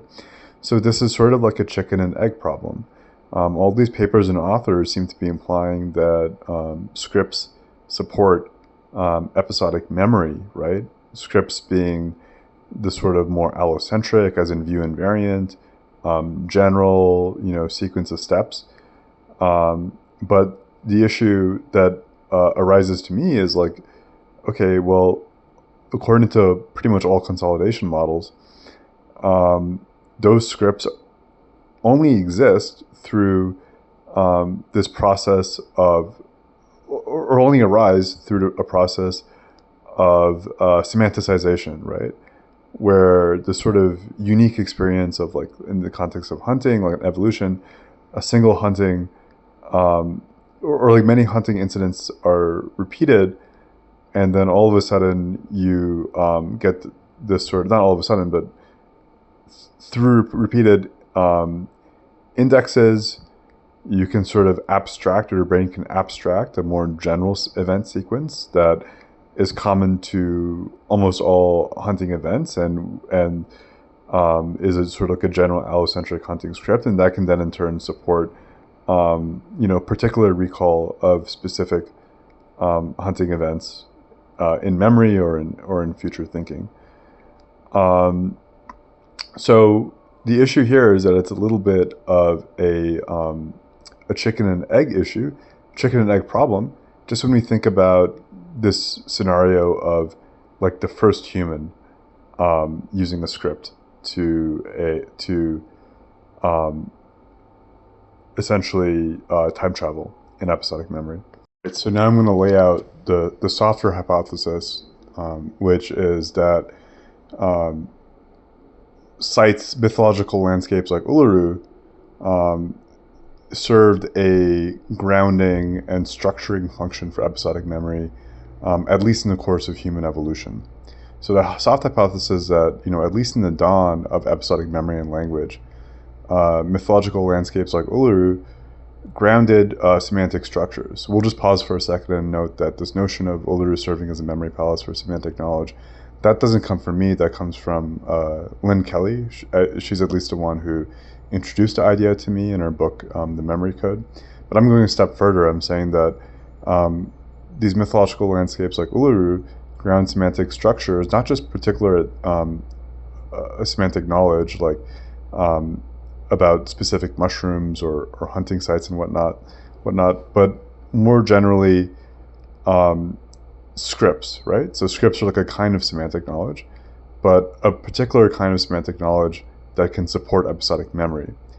And in the case of the dreaming, or like the Dreamtime stories, these scripts are basically just short, I'm not sure if they're short, but the idea is that they're mythological stories featuring characters like gods and goddesses who practice or undertake activities that humans might do, like marriage rite or something. So this is, for someone more familiar with Greek mythology, this is sort of familiar to how the Greek gods like Zeus and whatnot have very human-like sort of events and incidents happen to them. So this particular kind of semantics knowledge is critical because it can serve as a scaffold for episodic memory, right? Specifically our egocentric, our vivid re-experience or reconstruction of a memory. And I call it episodic memory, but of course it also applies to future thinking or any sort of simulation. So another like aside here is it's significant how the Dreamtime stories, the Aboriginal people talk about these stories occurring not in the past, like a mythical past, or but in what they call an everyone, which is past, present, and future. But somehow not quite in the same universe as the one that we occupy, but that sort of constancy of past, present, and future, it resonates with the extent to which simulation itself is not specific to the past, but is a sort of time invariant capability or mechanism. And it's only perhaps later in history and especially modernity that we attribute simulation specifically to memory, as in specifically to the past. So anyways, it's just really interesting aside. But just sort of going forward with this for a second, the key idea here is that maybe in a key point in evolutionary time, Uluru served, once again, not just as a stabilizing force for semantic memory, but also episodic memory. So we can think of it as like this key nexus in default mode network, sort of stabilizing the transfer of information along both ends, right? Not just semanticization, but also episodic re-experiencing. And so thinking back to navigation in the rat models, and also Burgess's sort of human adaptation of that rat model, where he imagines what sort of neural correlates might support simulated travel in a parking lot. We can think of a site like Uluru, once it's sort of mentally downloaded in the Dreamtime Traveler, as stabilizing both the ego to allo transition, which is just a generation of these generic scripts, through theta entraining activities like walking, like socially coordinating with other people who you're walking with, or just the act of singing, which involves melody and rhythm, and these are all trajectory-like and oscillatory entraining activities.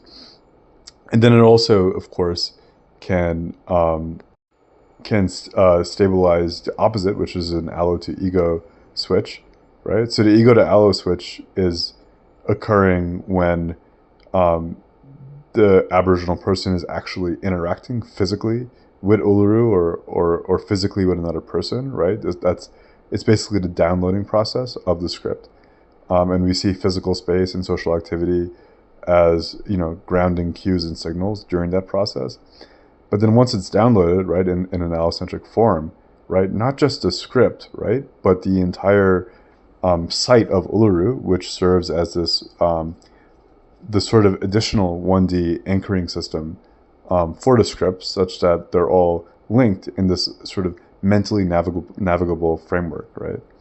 Once that's downloaded in the individual, then the individual has a straightforward way not just to embody a specific script, but also to, let's say, wayfind from one script to another, because they can mentally project themselves walking in Uluru from script A to script B.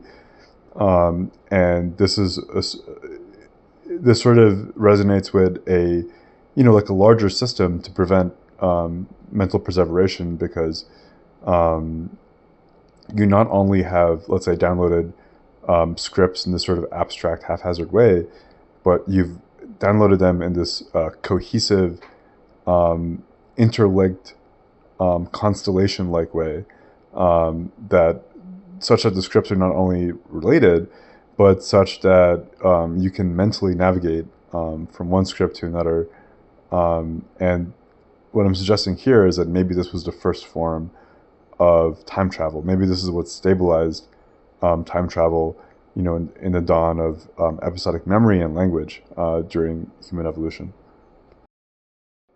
But when I read more into the function of theta, specifically in coordinating, let's say, like phase cell precession, or general coordination of excitatory and inhibitory neural computations between systems, like between hippocampus and cortex.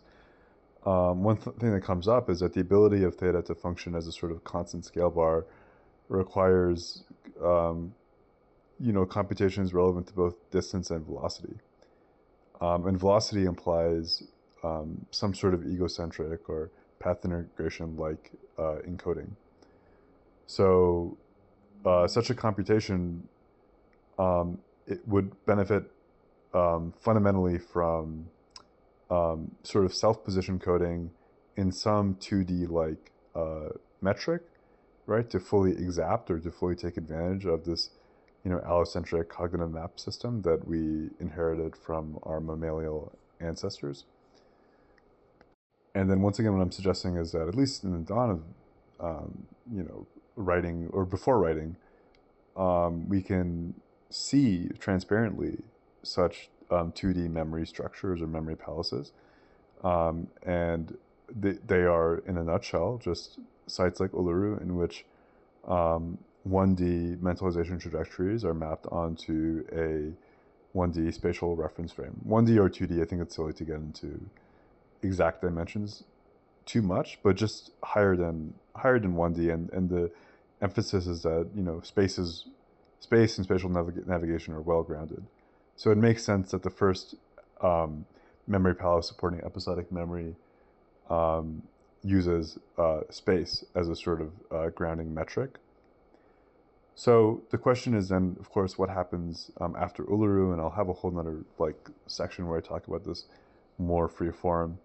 But I'm just hinting that such structures in today, they might not be accessible directly to consciousness, and moreover, they may not be strictly map-like. What's all that's required is that we have a system that serves the purpose of wayfinding for exiting and entering scripts during default mode network behavior. And so I argued that insofar as these sorts of wayfinding systems might be a constant in sort of like human existence, right, before and after Uluru, I argue that basically the system itself might be innate, or like the fact that there is some wayfinding system, but we should be privy to how the exact structure of the system might be culture specific, right? This is like saying that sort of borrowing Chomskyan thinking, this is like saying natural language is innate, but your ability to speak French is not. And so so Uluru is just one example of a potential wayfinding system. And then potentially it was replaced by alternatives later. Specifically, the key sort of event might be the invention of writing, because we see that writing, first of all, it often coincides with urbanization, so we get degrounded from the physical environment. But the more notable aspect with writing is that we now have a memory palace for semantic knowledge, which is just books, right? So the memory palace technique in general is not as needed to the same extent. But what you often find in post-writing societies is is basically the development of these sort of teleological philosophies, right? And once again, I'm going to have a whole section devoted to this topic. But maybe the example par excellence is the notion of God and the notion of all of space-time being organized under a single agency, right? Meaning that not only is all of collective time sort of teleological, right? This is like the Christian sense of time as time moving towards, day of judgment or something, but so is your personal life as well, right? So even your life and your memory becomes organized under this sort of like teleological framework of being directed towards some sort of final end or conclusion. And this is maybe like most apparent in Calvinist Christianity, where there's this concept of predestination. Finally, if something's innate, then another prediction we can make is that if something goes awry in this innate system, then we can expect this sort of behavioral deficit throughout the ages. But what I'm saying is that these sort of behavioral deficits, what I'm suggesting, these behavioral deficits are in some ways paradoxically most present or most problematic in modernity, because we've fully done away with sources of grounding for wayfinding in the scriptscape that were relatively stable, like just Uluru and the Dreamtime traditions. And what we see in modernity is a rise in what I call diseases of default mode network, like depression and schizophrenia. And noting here how, depression and schiz, first and foremost, both involve, dysregulation of the default mode network, depression involving, hyperentrainment, and schizophrenia involving different regions having wildly different like oscillatory activities and sort of not being linked. So in culture and even in modern societies, I would argue that if we want to sort of identify or understand these wayfinding systems and how they might be mysteriously, linked or grounded in culture and whatnot, I think a good first place to look into would be these sort of to look into people with what I call these diseases of default mode network, and sort of investigate if there are noticeable differences in the way that in the existence of a underlying framework, right, that helps the individual essentially navigate while time traveling. That was a little verbose, but I think that the reason why I was sort of like biting my words a little bit is just because this gets into this complex issue of how, like, in modern society, the wayfinding system that is most obvious might just be like linked to the self concept, right? So when we think about depression, we might think of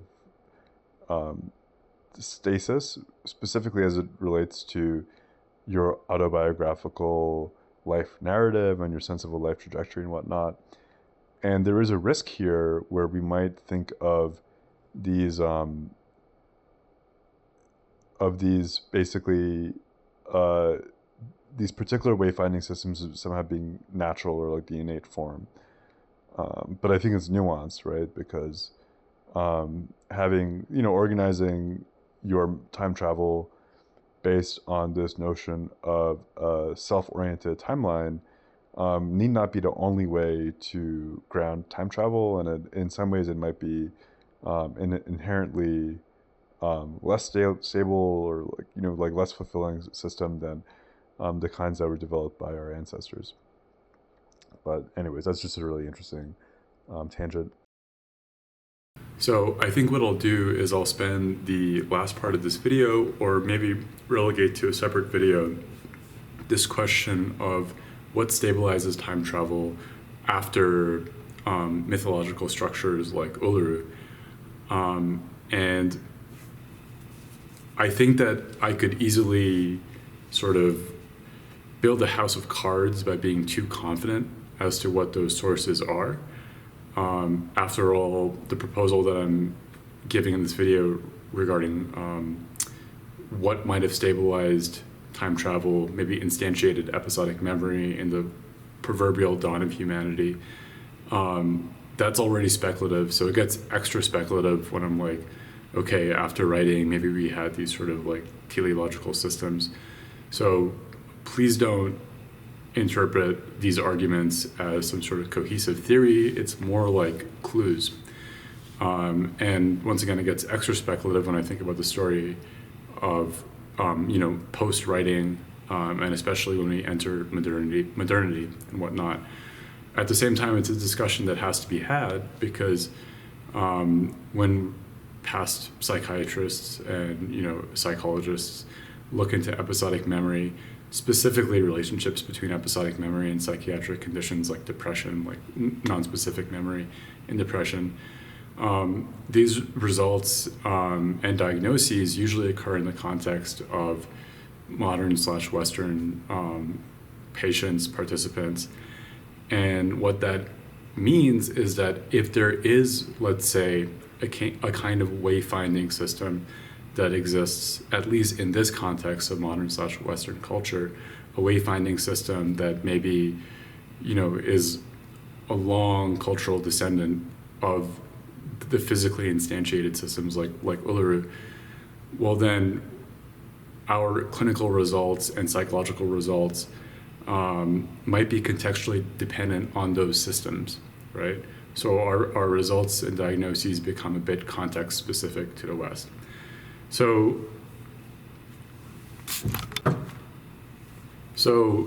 when we get into that section, the first thing I'm going to offer is a kind of concession, but also a way to maybe, shift the goalpost.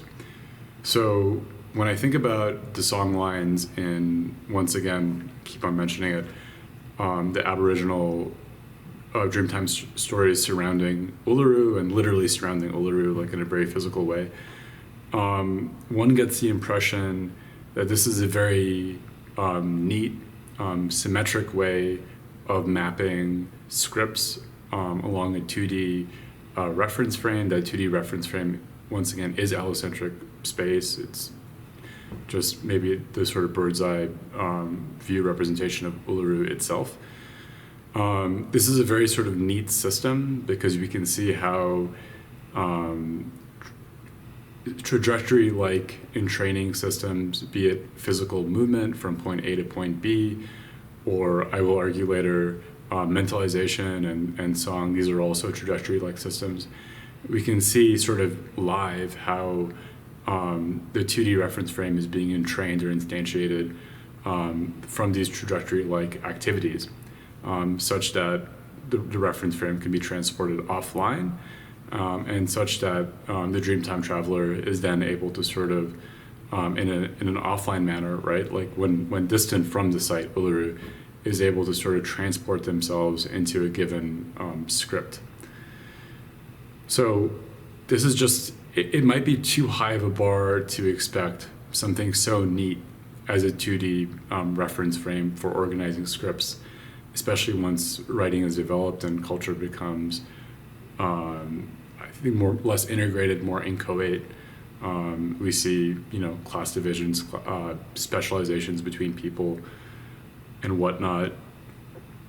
What I'm going to offer is that instead of something as fleshed out and delineated as a 2D map, like a 2D allocentric map that could permit, like vector mapping in while time traveling.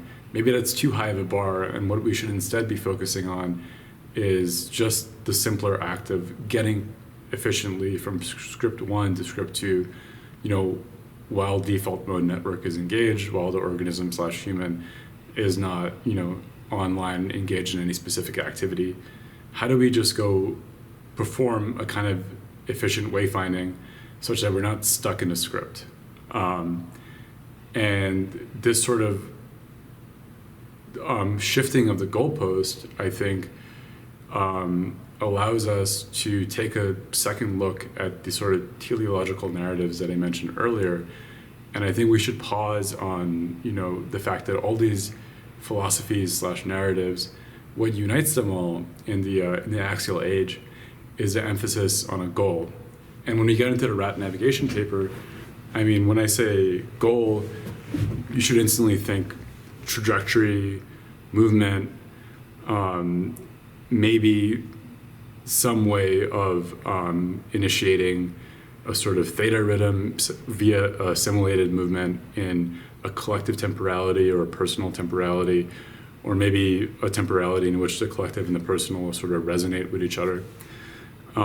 So this is not like, once again, some sort of fully fleshed out theory, but I think it's a hugely significant clue, right?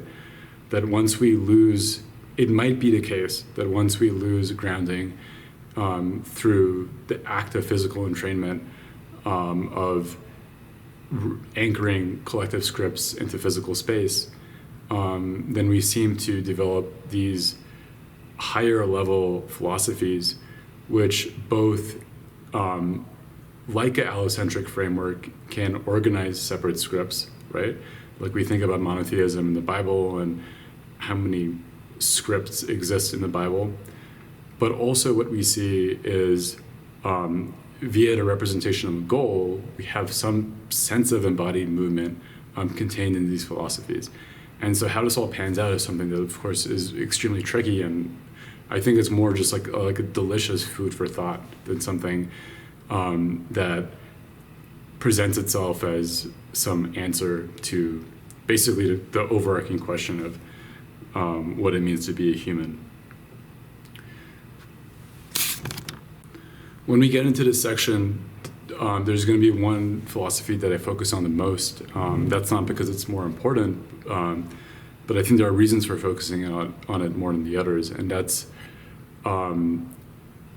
the Jewish concept of there being one agency, one God, who organizes all of space-time and maybe in some ways is space-time. I think the first reason for focusing on it is because if we think about cognitive representations in default mode network, memory, space-time, and mentalization, we can see, I would call it a kind of like default mode network ping pong going on vis-a-vis this concept of God, right? Because in some ways we're mentalizing space-time into an agent. So this could lead to a sort of meta timeline, meta trajectory, where we represent all of space-time as a sort of theory of mind action sequence towards a goal. And the goal in the Old Testament is, of course, God's plan or providence or whatnot. I think the second reason for focusing on monotheism and specifically Christianity, as an offspring from the other two, Judaism, is that there are compelling theories that propose that a lot of the concepts that are fairly ingrained and sort of taken as a given in modernity might owe their being to a sort of Christian dialectic framework or conceptualization of time, right? So this idea of thinking of future as a sort of imminent goal, thinking about millennialism and whatnot, and then maybe thinking about Calvin and predestination, where in predestination we see this shift from a sort of dualistic framework where the collective temporality of God's time is sort of disinvested from the material world. We see sort of contemporaneously what one could say the founding of capitalism and whatnot in the 16th and 17th centuries. These shifts in ideology, specifically in Northern Europe, where all of a sudden the personal there's a sense in which the personal self-temporality sort of takes its own form, but it's inspired by the subtext of a collective temporality that is also teleological, right, goal-oriented. And what I'll propose is that maybe we can think of predestination as sort of a precursor to the heavily teleological, sort of goal-oriented autobiographical scripts or stories that Western participants often narrate freely during something known as an autobiographical interview, right? If I just ask you, hey, can you just talk about significant moments in your life?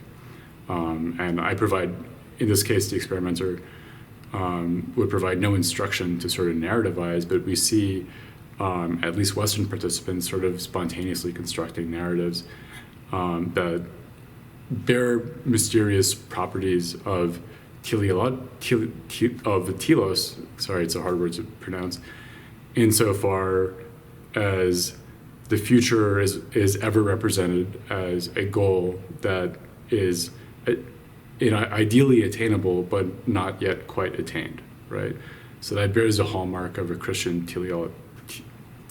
I should just give up trying to pronounce that word. I'll just have it on the screen.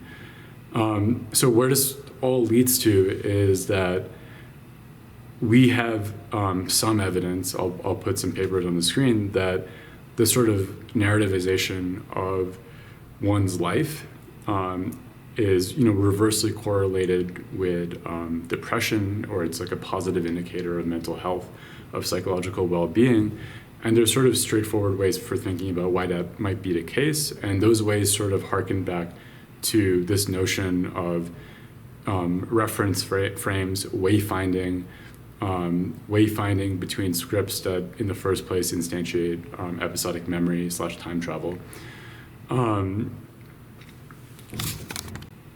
More specifically,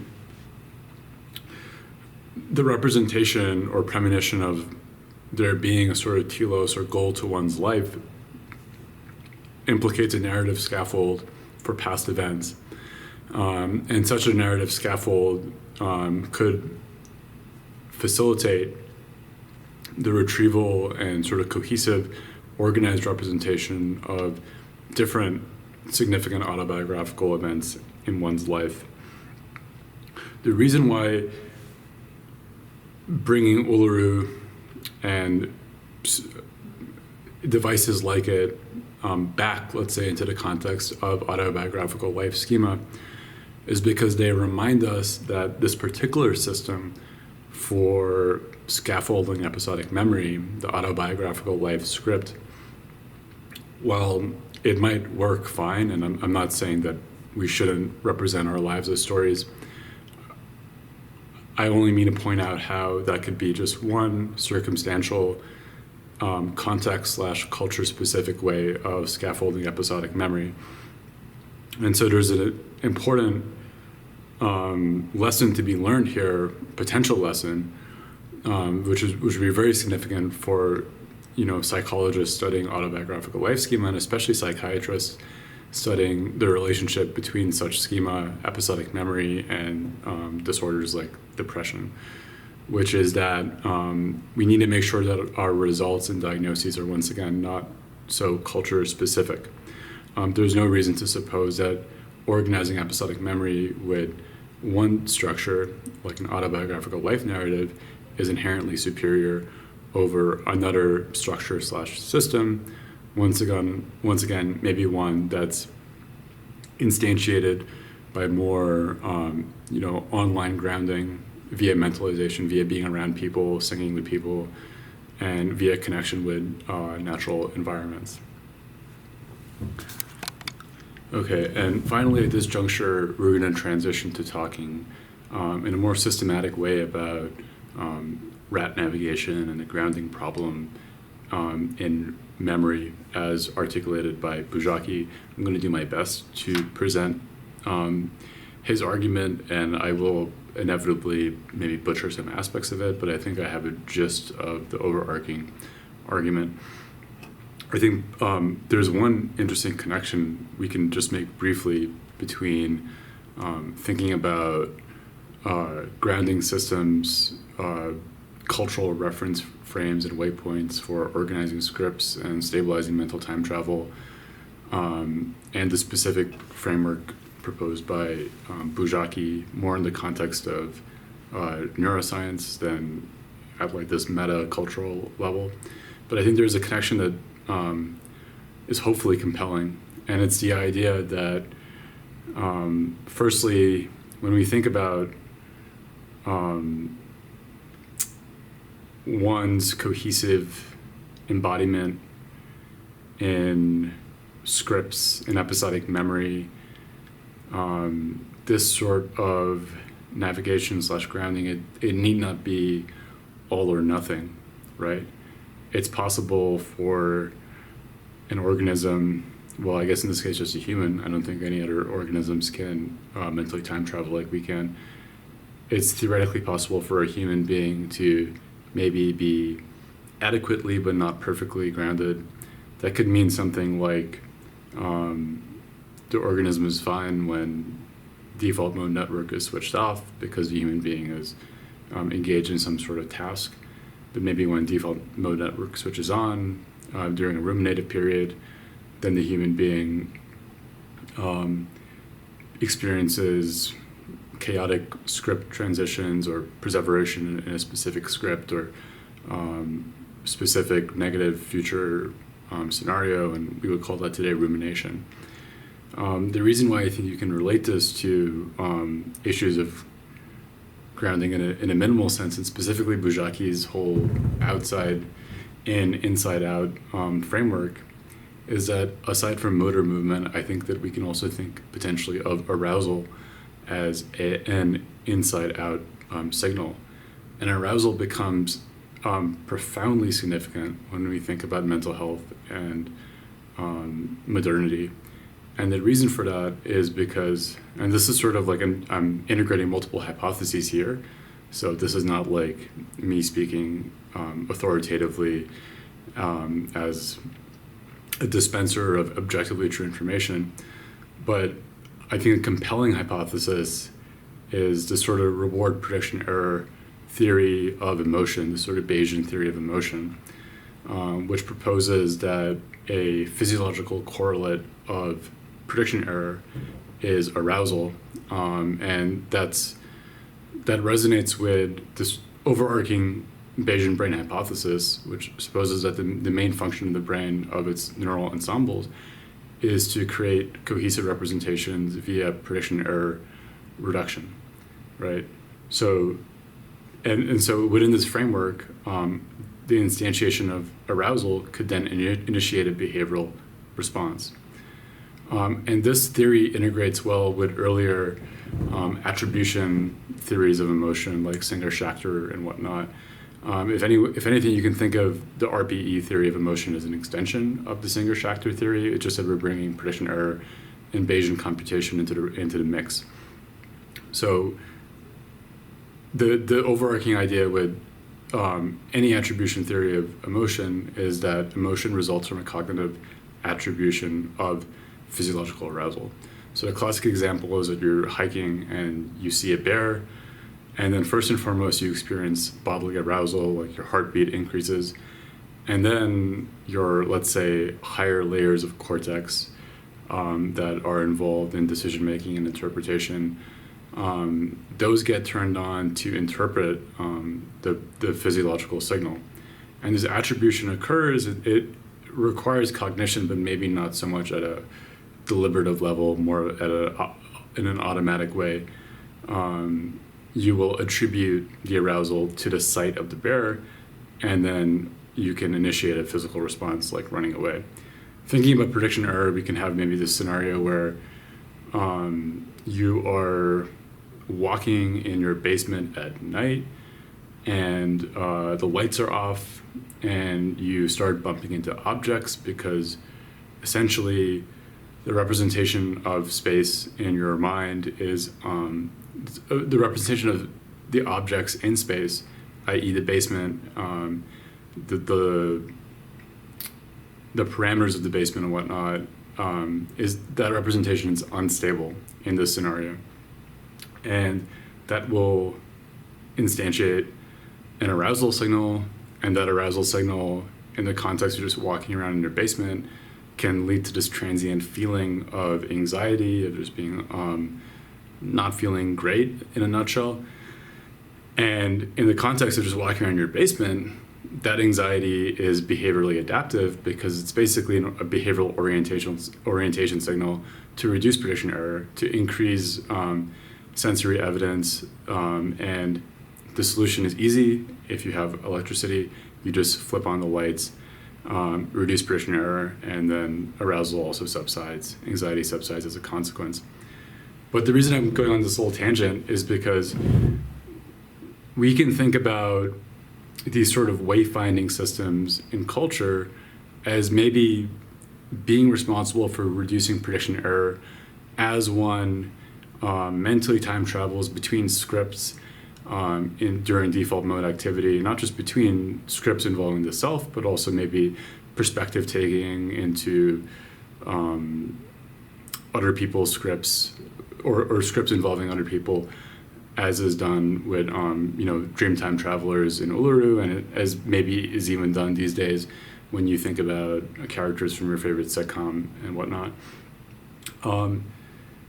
Maybe these wayfinding systems have some continuous effect on reducing prediction error, but maybe we can think of them as sort of like incremental stabilizers, and this helps us move away from this, I think, ludicrously high standard of looking for some sort of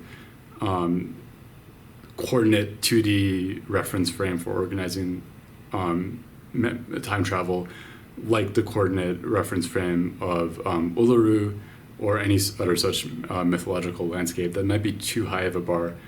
But then this perspective of thinking about RPE and anxiety at a collective scale, I'm not sure, maybe this is a little bit too, loose and cultural for neuroscientists like Bujaki, but maybe we can think of these arousal and anxiety more specifically at a collective level as a sort of inside out signal from the brain that corresponds with prediction error, that corresponds with basically saying that the current wayfinding systems and maybe even the current material systems that facilitate embodiment and the entraining of embodiment in the sort of mentalization metaverse, maybe they're just not working great, right? And we can think about this throughout even, let's just say, like recent history, like think about the pandemic, right? Think about how in and of itself, this sort of extreme social isolation in the pandemic is horrible as far as, in training your theory of mind capability sort of in a muscular way, right? And you can think about how technology like social media can play literally just like a sort of life-saving function. But even, with social media and with like telephones, as far as I haven't read up in the literature lately, but I do believe there was, the collective anxiety was not very low. So I think at the highest level, what I want to emphasize when it comes to cultural evolution, since pre-writing indigenous mythologies, is that maybe we should think of them in terms of trade-offs, not necessarily always in terms of progressions or even retrogressions or devolutions. Everything is context specific, and if a cultural adaptation takes place, it's probably because it was successful, at least in one way of defining the word success. So for example, we see that with urbanization and writing, sources of grounding for scripts and therefore for episodic memory like Uluru might fade. And in that context, it could be very useful to have a sort of goal-oriented scaffold for a collective temporality, which contains scripts, of course. And then, as I'll talk about later, I think that it can be very evolutionarily nifty to sort of mentalize that temporality under a single agency. And we can see in some contexts how a monotheistic framework for organizing space-time can be adaptive, in other frameworks may be less adaptive, and how such a framework can then lead to its own genesis of various cultural motifs. Of course, the one that I was talking about recently is then the application of a heavily teleological framework, sort of like God's time, but applied to your own material life. And once again, is that good or bad? Well, it's definitely going to increase your propensity for anxiety in your own personal life. But on the other hand, one can see how it can push a person to be especially vicious and single-minded in terms of achieving their goals. And once again, it's silly to think about ideological history as its own separate vein of causality. Of course, ideology is always reflecting and impinging on material realities. So it's probably no accident that some precursor of the autobiographical life schema in predestination is occurring during this unprecedented period of economic growth after plagues in Europe and the discovery of new world resources and the opening of new markets and whatnot, right? These things are probably impinging on one another in a sort of network-like manner. And then we can also talk about the reverse, right? So what happens in modern, quote-unquote, if not a-religious, but sort of secular societies, once we're in a period of extreme economic instability, where at the personal level, generating stability in one's life schema might be difficult due to a lack of optimistic, future projections, because let's say inflation is through the roof, right? Well, I think that we can see this sort of recurring pattern where almost as if it were a reflex, we see people reverting back to a sort of collective temporality, that's similar to a life schema, a life story, insofar as its narrative and teleological. And of course, here I'm referring to the various sort of like golden age mythologies that are contained within every fascist framework. Herein is the major point is that, let's say we're experiencing a great deal of instability in my personal life. Well, we can see how it might be adaptive to then focus on a meta scaffold of temporality extending beyond the self, extending to one's affiliate community. And then all these golden age mythologies represent the future goal or telos as a return to an imagined golden age. And I think I can have on the screen how any possible example of this from the 20th century and the 21st centuries, right? This is another reason why the sort of like RPE framework for thinking about episodic memory, scaffolds, and recent history is compelling and maybe necessary. Because we see these sort of predictable society level behaviors in recent times, and even historians and sociologists don't have a totally contained definition of fascism, and I would suggest that the reversion towards this sort of mythology is at least one indispensable feature of it, right? So this is one way in which just thinking about episodic memory and grounding might give us a better sense of current political currents and ideologies and whatnot. On the flip side, you might encounter people today who are like, oh, I don't have any such like overarching like meta scaffold for organizing scripts in my life that I can then mentally time travel into, and that's well and fine. Of course, the first thing you would wonder is if a teleological life script is operating in the background somehow as a stabilizing force. But even if not, I think the second thing we have to remember is that, default mode network, as far as I understand, it only turns on when we're ruminating, when the brain's no longer online with a given task.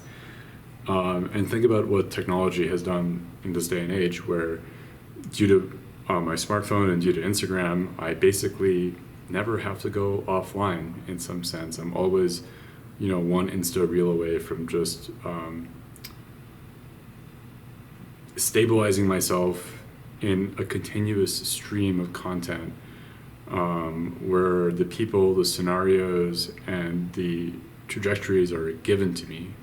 They're not something that I have to self-instantiate, right? So that's another thing that resonates with this theme of trade-offs.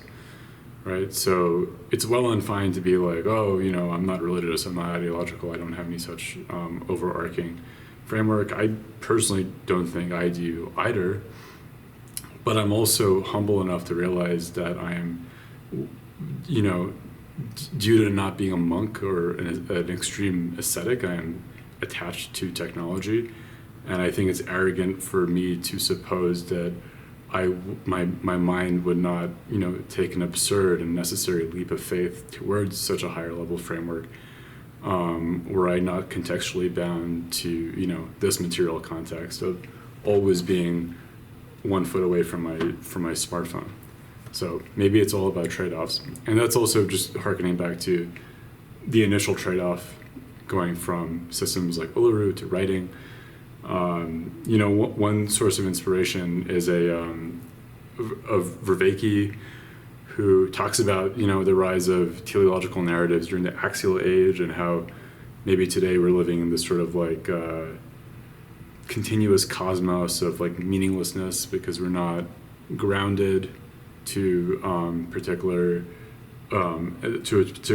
overarching schema or reference frame for instantiating meaning in our personal lives and our collective lives. I think Vervaeke was definitely a big influence for me thinking about these sorts of problems in a related way. But then one, slight criticism is that I think that he has this implicit association of a telos with goodness, and with sort of the inchoate predecessors of teleological time as being somehow, inherently destabilizing, or inherently, maybe destabilizing is not the right word, but inherently suboptimal. And one example of this is, Buddha coming out and saying, hey, we don't have to reincarnate forever. We can actually achieve a final goal or telos in the form of moksha or enlightenment. I'm just going to sort of provide a little bit of skepticism towards that sort of value judgment. Once again, it's all a matter of trade-offs, and I can see how a telos could be useful, especially a telos that uses a mentalization trick to very efficiently organize all of space-time under a single agency. Once again, that's just the concept of God. But I think it would be silly to think of any system as superior to another. After all, we're just monkeys with ideas, and whatever system works best in a given context. Maybe I'm just more of a pragmatist.